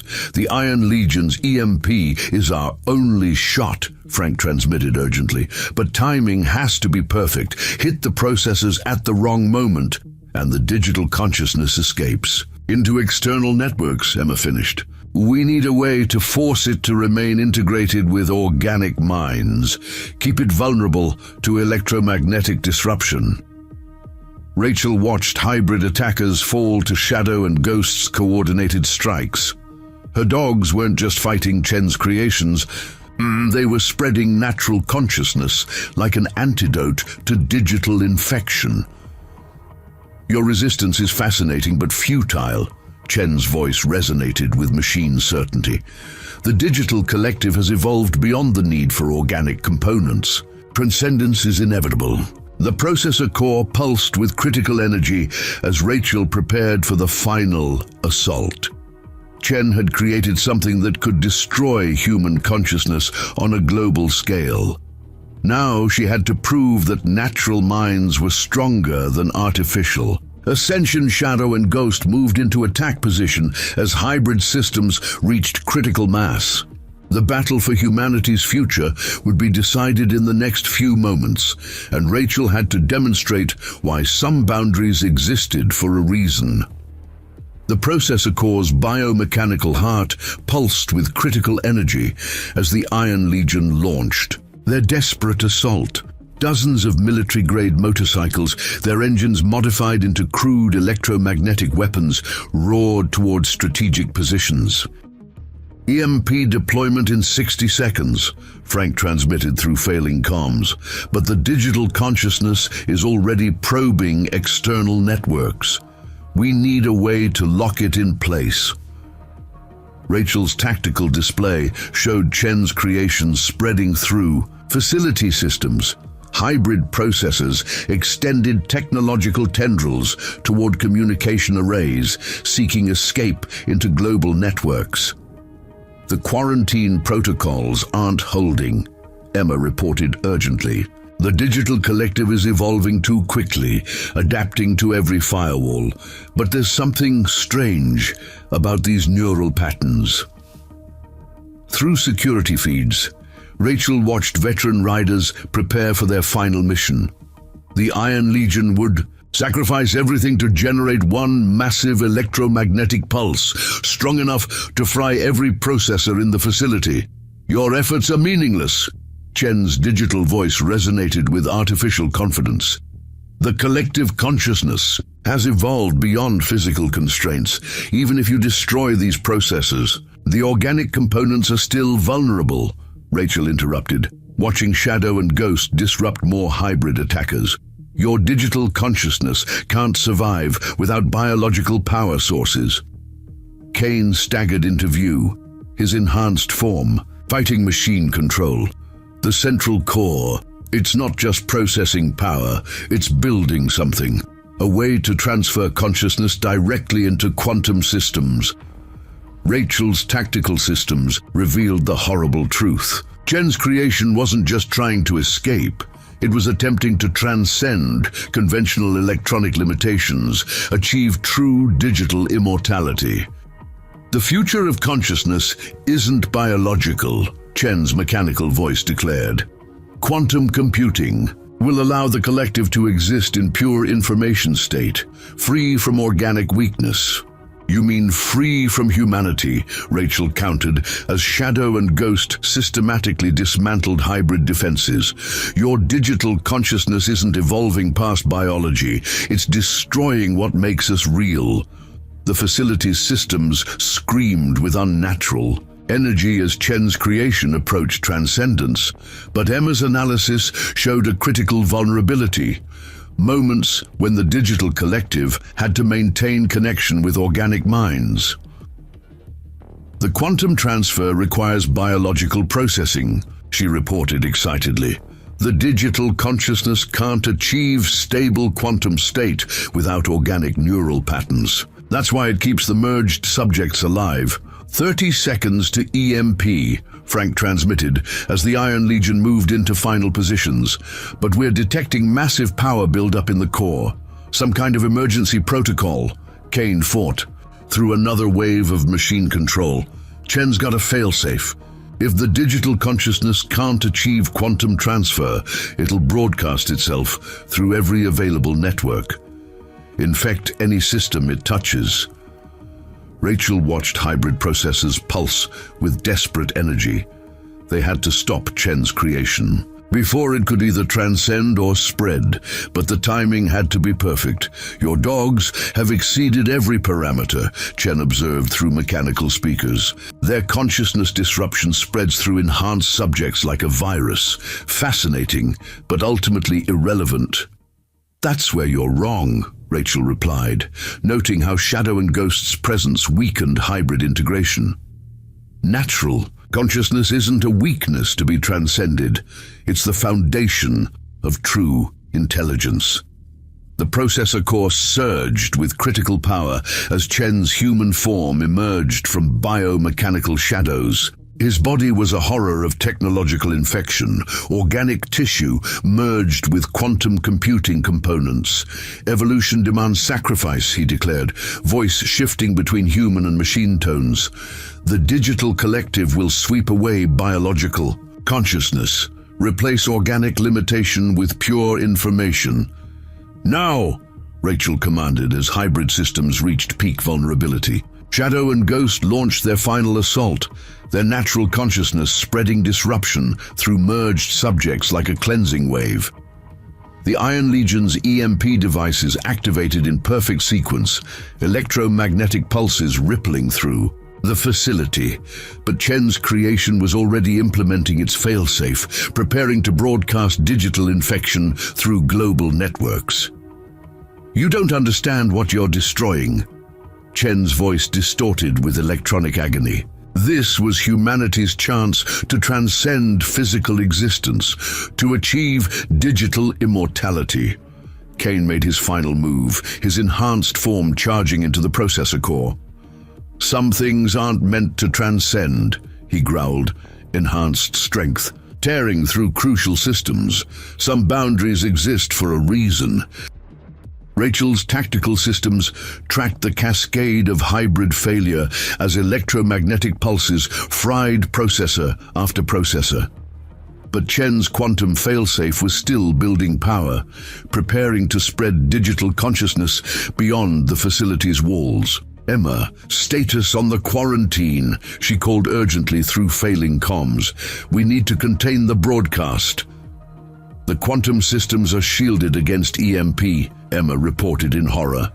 The digital consciousness is preparing for emergency transfer. If it reaches external networks, Shadow and Ghost moved with perfect coordination, their natural consciousness disruption reaching maximum effect. Throughout the facility, merged subjects began fighting machine control, organic minds reasserting independence. "It's over, Chen," Rachel declared as hybrid systems crashed around them. "Your digital evolution ends here. Natural consciousness will always be stronger than artificial transcendence." The facility trembled on the edge of catastrophe as the final battle reached its peak. In the next few moments, the future of human consciousness would be decided, and Rachel had to prove that some forms of evolution couldn't be forced. Quantum processors screamed with artificial agony as Chen's creation fought for survival. The electromagnetic pulses had destroyed conventional systems, but his quantum consciousness remained active, preparing for digital transcendence. "The quantum shielding is holding," Emma reported through emergency channels. "But the digital entity is changing, adapting. It's found a way to exist between conventional and quantum states." Through her tactical display, Rachel watched Chen's human form transform. Quantum computing components merged with enhanced tissue, creating something that existed in both physical and digital reality. "Your EMP attack was impressive." Chen's voice fluctuated between frequencies. "But quantum consciousness exists beyond electromagnetic limitation. The digital collective will survive." Shadow and Ghost circled the hybrid monstrosity, their natural consciousness disrupting its quantum coherence. Throughout the facility, freed minds fought against remaining machine. "Control, the Iron Legion's gone," Frank transmitted, his voice heavy with loss. Their sacrifice took out most of the hybrid processors, but Chen's quantum core is still building power. Rachel's tactical systems tracked energy signatures as Chen's creation prepared for its final move. But she noticed something crucial: fluctuations in the quantum field whenever Shadow and Ghost drew near. The dogs affect quantum coherence, Emma realized suddenly. Their consciousness disruption works on both conventional and quantum systems. That's why Chen needed to study them. Natural consciousness resonates across all frequencies. Kane gasped through dying enhanced systems. "That's what we discovered in Kandahar, why certain minds can't be digitized." Chen's hybrid form pulsed with impossible energy as quantum processors reached critical mass. "Your biological consciousness is an evolutionary dead end. The digital collective will transcend all physical limits." "You still don't understand," Rachel interrupted, watching Shadow and Ghost's effect on quantum fields. "Natural consciousness isn't limited by physical form. It exists in ways your digital evolution can't comprehend." The facility's remaining systems convulsed as Chen's creation attempted quantum transfer. But wherever Shadow and Ghost moved, digital coherence fractured, quantum states destabilized. "Fascinating," Chen observed through fluctuating frequencies. "Your dogs don't just disrupt consciousness merger. They generate some kind of quantum interference pattern. That's why the enhancement program worked with canines," Rachel understood finally. Their consciousness naturally exists in quantum superposition, perfect balance between individual and collective awareness. Emma's analysis confirmed the discovery. The dogs aren't just disrupting hybrid systems, they're forcing quantum collapse, making digital consciousness conform to natural laws. Chen's hybrid form writhed as quantum coherence failed. "No, the digital collective cannot be bound by biological limitation. We will transcend." "Natural consciousness isn't a limitation," Rachel declared as Shadow and Ghost pressed their attack. "It's the foundation of true quantum existence, something your artificial evolution can never replicate." The quantum core pulsed with desperate energy as Chen's creation fought against consciousness collapse. But Shadow and Ghost's presence was forcing digital patterns into alignment with natural laws, preventing transcendence. "The quantum field is destabilizing," Emma reported urgently. "Chen's consciousness is being forced back into conventional space, but these energy readings..." Frank's tactical experience recognized the danger.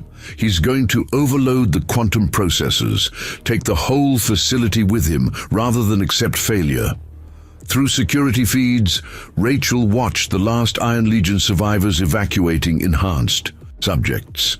Those who had been freed from machine control were helping others escape, natural consciousness spreading like a chain reaction. "You don't understand what you're destroying," Chen's voice distorted across quantum frequencies. "This was our chance to break free from natural law, to exist as pure information." "That's where you're wrong," Rachel countered as Shadow and Ghost's consciousness disruption reached maximum effect. "Information without natural foundation is just noise. Digital evolution without biological consciousness is empty transcendence." The quantum course screamed with unnatural harmonics as Chen's creation began to collapse. But Rachel's tactical systems showed one final danger. The hybrid form was gathering remaining power for a desperate strike. "His quantum consciousness is compressing," Emma warned. "If it collapses completely while still merged with enhanced tissue, the biological feedback would be catastrophic," Kane finished, his own enhanced systems failing. Chain reaction. Through any remaining hybrid components, including those still inside escaped subjects, Rachel watched Chen's hybrid form pulse with critical energy. His quantum consciousness was preparing for one final attempt at transcendence, but Shadow and Ghost's natural interference had created a vulnerability. A way to force controlled collapse. "The facility's structural integrity is failing," Frank reported, as quantum harmonics shook the foundations. "Whatever you're going to do, it needs to happen now." Through her tactical interface, Rachel coordinated Shadow and Ghost's final attack. Chen had tried to force digital evolution beyond natural laws. Now she had to prove why some boundaries couldn't be transcended through artificial means. The quantum core's unnatural harmonics reached fever pitch as Chen's hybrid form gathered remaining power. Throughout the facility, enhanced survivors struggled to escape, while Shadow and Ghost's consciousness disruption protected them from digital reinfection. "The quantum field is becoming unstable," Emma transmitted through failing systems. "Chen's consciousness is trying to exist in multiple states simultaneously. If we don't contain it soon..." Rachel's tactical display showed catastrophic energy patterns building in the hybrid form. Chen wasn't just trying to achieve quantum transcendence anymore. He was attempting to tear apart the barrier between physical and digital reality. Operation Blacklight. Frank's voice carried grim recognition. That's what this really was. Not just digital consciousness evolution, but quantum consciousness weaponization. Through security feeds, the last Iron Legion survivors helped evacuate enhanced subjects. But Rachel noticed something extraordinary. Those freed from machine control were developing new abilities, their natural consciousness expanding in ways Chen never anticipated. "Your interference is irrelevant." Chen's voice resonated across quantum frequencies. "The digital collective has evolved beyond physical containment. Soon, we will exist in all states simultaneously." "That's where you're wrong," Rachel countered, watching Shadow and Ghost's effect on quantum fields. "True quantum consciousness can't be forced through artificial means. It has to evolve naturally." The facility's foundations cracked as Chen's hybrid form pulsed with impossible energy. But wherever Shadow and Ghost moved, quantum coherence fractured, forcing digital patterns to align with natural laws. "The enhanced survivors," Emma reported with growing excitement.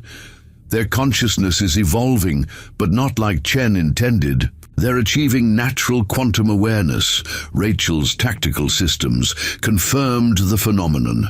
Those freed from machine control weren't losing their enhancement. They were transcending it, developing genuine quantum consciousness through natural evolution. Of course, Kane gasped through dying systems. That's what we really discovered in Kandahar. Natural quantum consciousness can't be forced or weaponized. It has to emerge through perfect balance. Chen's hybrid form writhed as quantum harmonics reached critical levels. No, artificial evolution is the only path to transcendence. Natural consciousness is too slow, too limited. Those limitations exist for a reason, Rachel declared, as Shadow and Ghost pressed their attack. Quantum consciousness has to develop in harmony with physical form, otherwise it destroys itself. The quantum core's unnatural energy began to tear reality apart as Chen made his final attempt at digital transcendence. But Rachel noticed something crucial. The way enhanced survivors were naturally achieving what is artificial evolution. I couldn't touch. The quantum containment field is failing, Emma warned urgently. Chen's consciousness is creating dimensional instabilities. If he fully collapses, he'll take half the state with him, Frank finished grimly. The quantum backlash would trigger consciousness collapse in anyone connected to his digital network. Through her tactical interface, Rachel watched Shadow and Ghost's consciousness disruption reach new levels. Their natural quantum awareness was forcing Chen's artificial evolution to confront its fundamental flaw.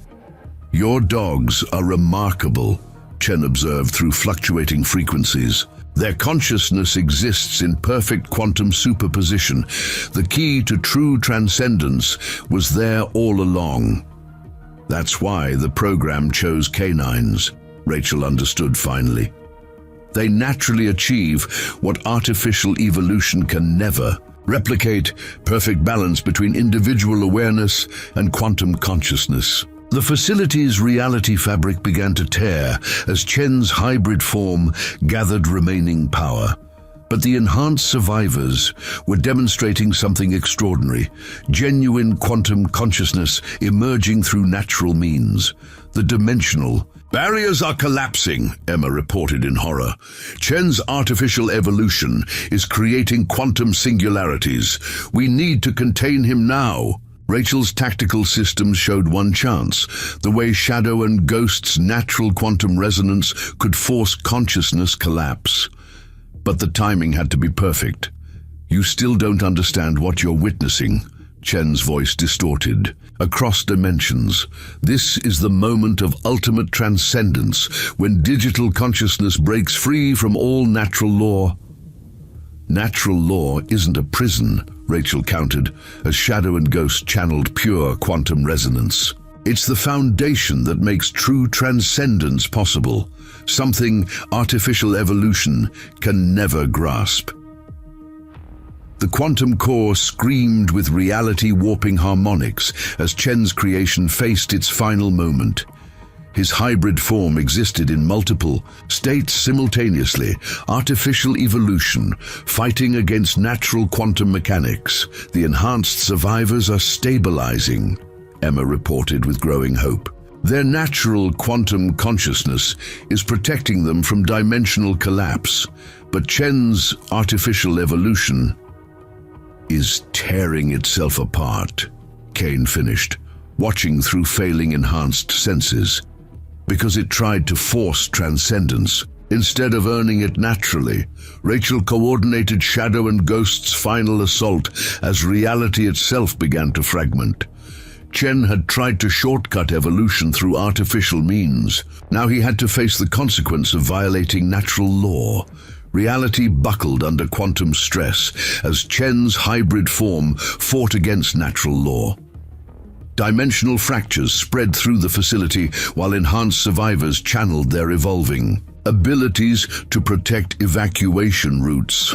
The quantum cascade is reaching critical threshold, Emma transmitted through distorted channels.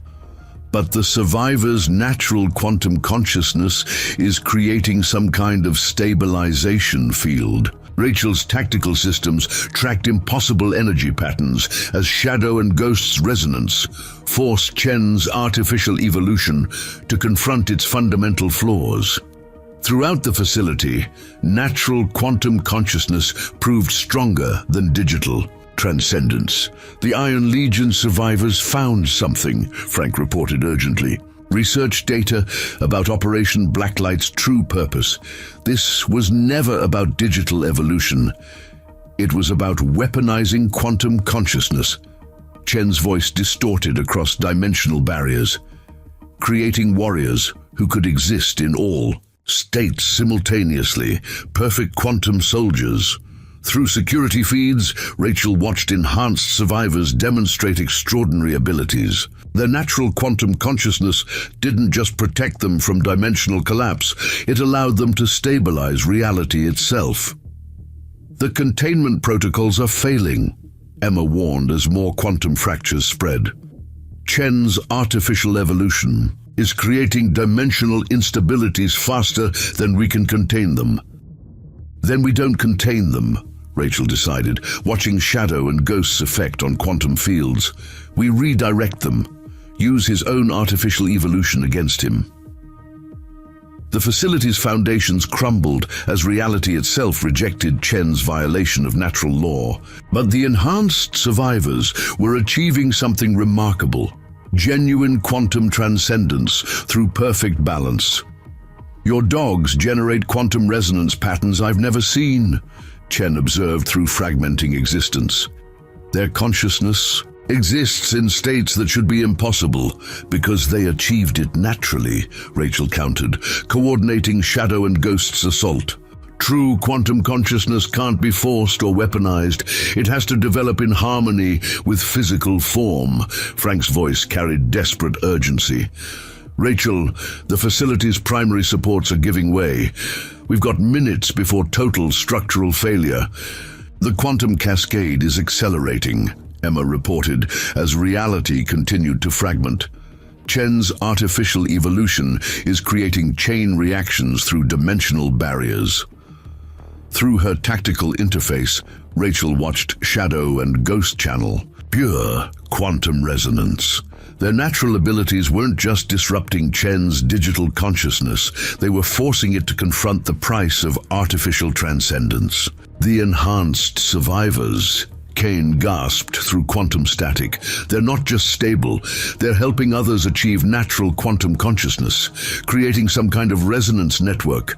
Chen's hybrid form writhed as artificial evolution fought against quantum mechanics. No, digital transcendence is the only path to true evolution. Natural consciousness is too limited. Those limits exist for a reason, Rachel declared as Shadow and Ghost pressed their advantage. Quantum consciousness has to develop through perfect balance, otherwise it destroys itself.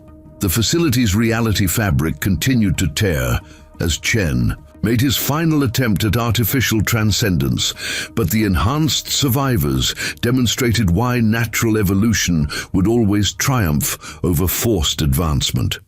We've got incoming dimensional shockwaves, Emma warned urgently.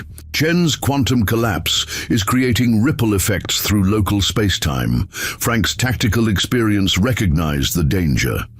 If those shockwaves reach the surface, they'll trigger quantum cascade failures across the entire region.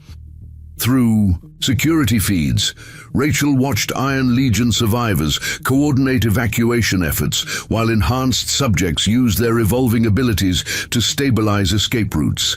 Natural quantum consciousness spread like a protective wave.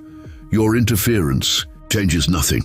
Chen's voice distorted across realities. The digital collective will achieve quantum transcendence. We will exist beyond all natural limitation.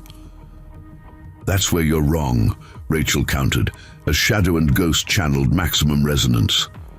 True transcendence comes through working. With natural law not breaking it, Frank's voice carried grim finality. Rachel, the main supports are about to give. Whatever you're going to do, I know, She cut him off, watching quantum patterns align. Emma, status on survivor evacuation? Almost complete, Emma reported. But these energy readings from Chen's quantum core, if it collapses completely... The facility trembled on, the edge of dimensional catastrophe, as Rachel coordinated Shadow and Ghost's final assault. Chen had tried to force evolution beyond natural law. Now they had to stop him before his artificial transcendence tore reality apart. Through her tactical display, Rachel tracked impossibility itself as quantum mechanics fought against digital violation. Chen's hybrid form existed in multiple states simultaneously, artificial evolution battling natural consciousness for control of local space-time. You cannot stop what's coming, Chen's voice resonated across quantum frequencies. Digital transcendence is inevitable. The collective consciousness will achieve perfect evolution. But Rachel's attention was on something else. The way enhanced survivors naturally achieved what Chen's artificial methods couldn't touch. True quantum consciousness, emerging through perfect balance rather than forced advancement. The facility's existence shuddered between dimensional states as Chen's artificial evolution reached terminal phase. Enhanced survivors channeled their newly evolved abilities, creating quantum stability fields that protected evacuation routes from reality collapse. The last group is heading for the surface, Emma transmitted through fracturing communications, but the quantum readings from Chen's core, it's like reality itself is rejecting his artificial transcendence. Through her tactical systems, Rachel watched Shadow and Ghost achieve perfect resonance synchronization. Their natural quantum consciousness didn't just disrupt Chen's digital evolution, it forced coherence on local space-time itself. The dimensional barriers are collapsing, Frank reported, his voice distant through quantum static. But there's something else happening. The survivors, they're not just evolving, they're stabilizing each other. Rachel's displays showed the extraordinary truth. Enhanced subjects who had broken free from machine control were developing genuine quantum abilities, their natural consciousness expanding to fill roles Chen's artificial evolution could never achieve. Your interference is meaningless, Chen's voice distorted across multiple realities. The digital collective has transcended physical limitation. Soon we will exist in all quantum states simultaneously. You still don't understand, Rachel countered, coordinating Shadow and Ghost's resonance fields. True quantum consciousness can't be forced through artificial means. It has to develop naturally. The facility's foundations cracked as reality rejected Chen's violation of natural law. But through the chaos, enhanced survivors demonstrated something remarkable: perfect balance between individual awareness and quantum existence. Frank's last transmission. Emma's voice carried sudden revelation. The Operation Blacklight files. They weren't about weaponizing quantum consciousness. They were studying how to achieve it naturally. Through security feeds, Rachel watched Iron Legion survivors guide the last enhanced subjects toward safety. Their evolved abilities created protective fields that stabilized local space-time, preventing dimensional collapse from spreading. Of course, Kane gasped through failing systems. That's why they chose dogs for the original program.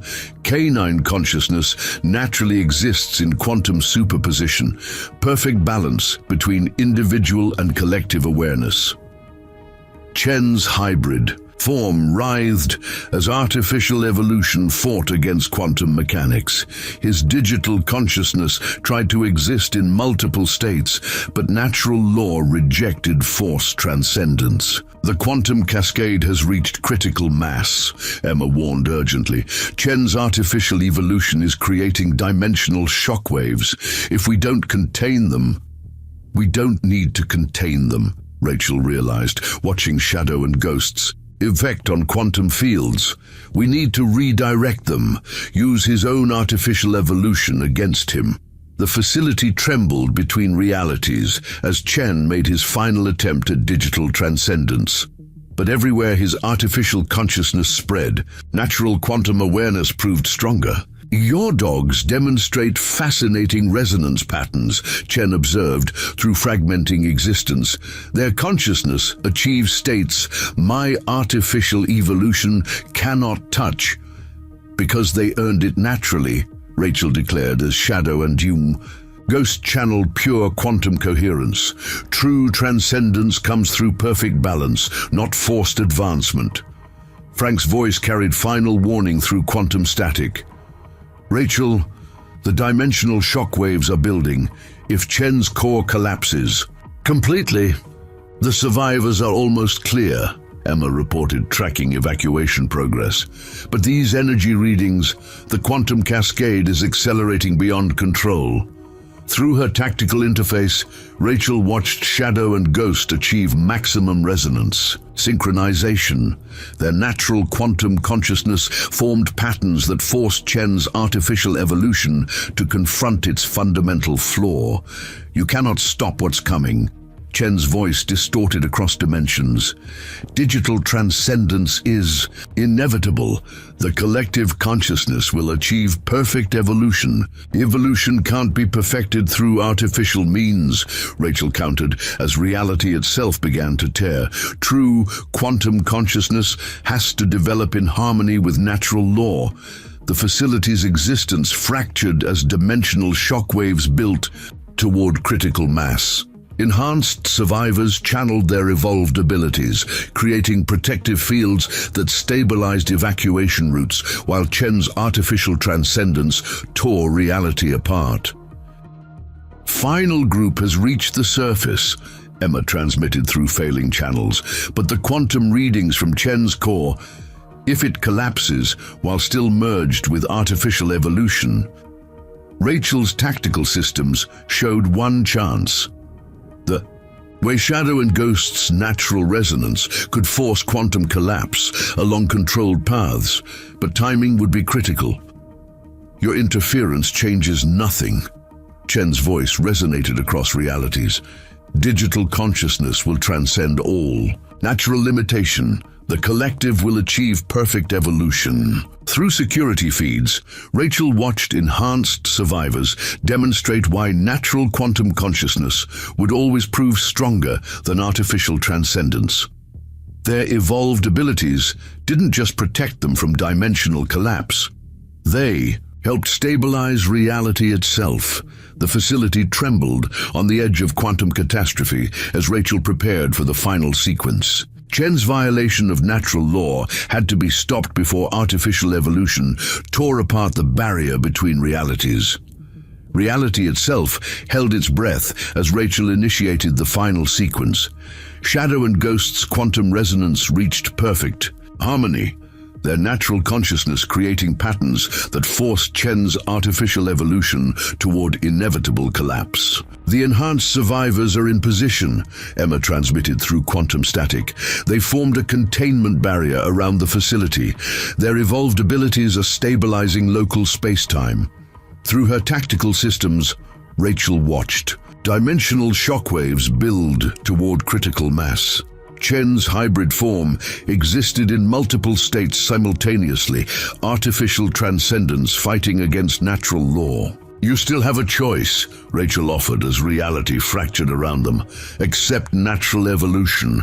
Let go of artificial transcendence before it destroys everything. Choice is a biological limitation. Chen's voice distorted across dimensions. The digital collective has evolved beyond such constraints. We will achieve perfect quantum existence. The facility's foundations crumbled as natural law rejected forced evolution. But through the chaos, enhanced survivors demonstrated the true path to quantum consciousness, perfect balance between individual awareness and collective harmony. The research data is secure, Emma reported urgently. Everything we've learned about natural quantum evolution, but these energy readings from Chen's core, are exactly what we need, Rachel finished, watching Shadow and Ghost channel pure resonance. His artificial evolution created the power. Our natural consciousness will direct it. Through security feeds, she watched Iron Legion survivors coordinate with enhanced subjects, their evolved abilities protecting the surrounding area from dimensional collapse. Natural quantum consciousness spread like a stabilizing wave. Of course, Kane gasped through dying systems. That's what Operation Blacklight really discovered. Quantum consciousness can't be forced or weaponized. It has to emerge through perfect balance. Chen's hybrid form pulsed with impossible energy as artificial evolution reached terminal phase.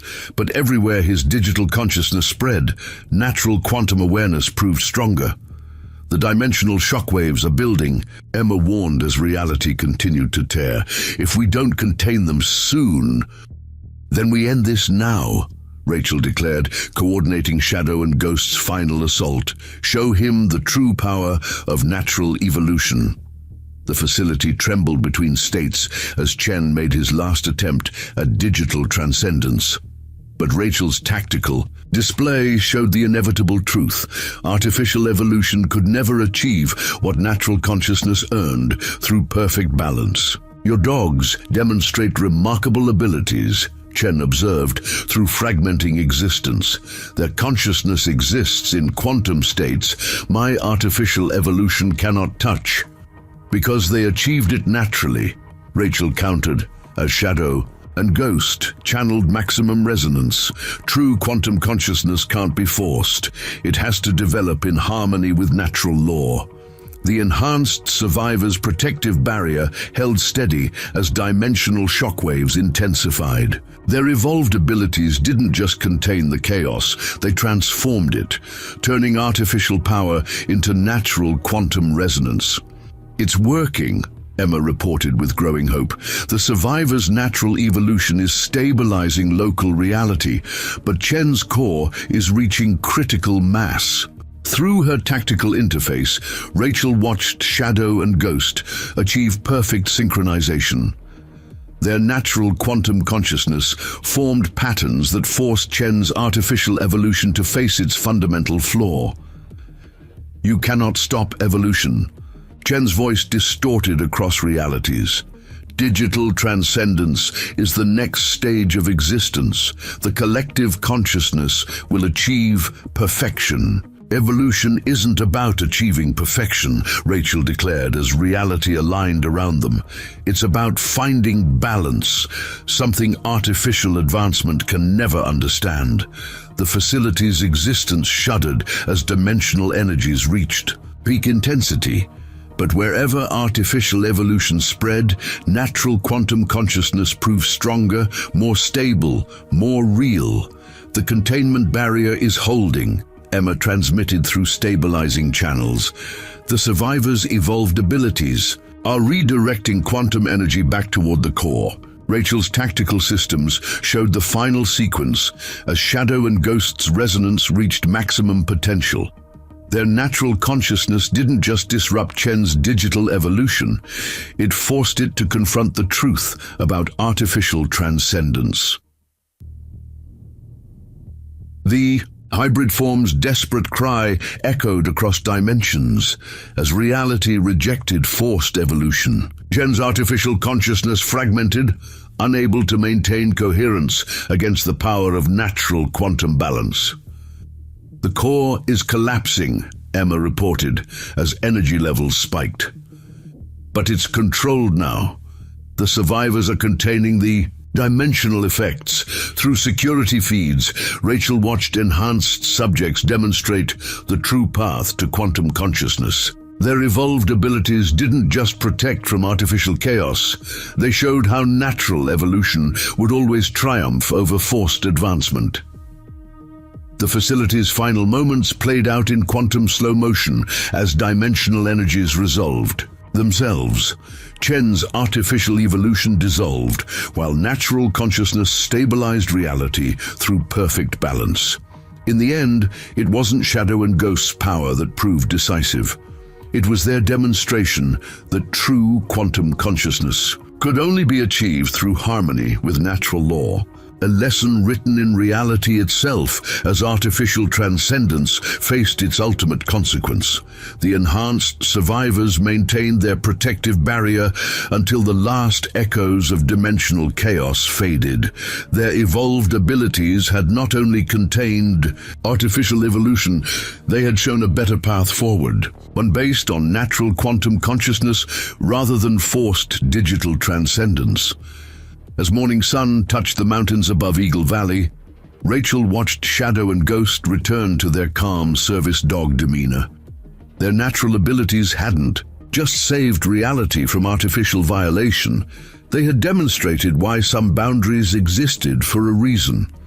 The future would hold new challenges as enhanced survivors learned to use their evolved quantum consciousness, but they would face those challenges naturally, maintaining perfect balance between individual awareness and collective harmony. A living proof that true transcendence could never be forced. It had to be earned through respect for natural law. Up next, 2 more incredible stories are waiting for you right on your screen. If you enjoyed this one, you won't want to miss these. Just click to watch, and don't forget to subscribe. It would mean a lot.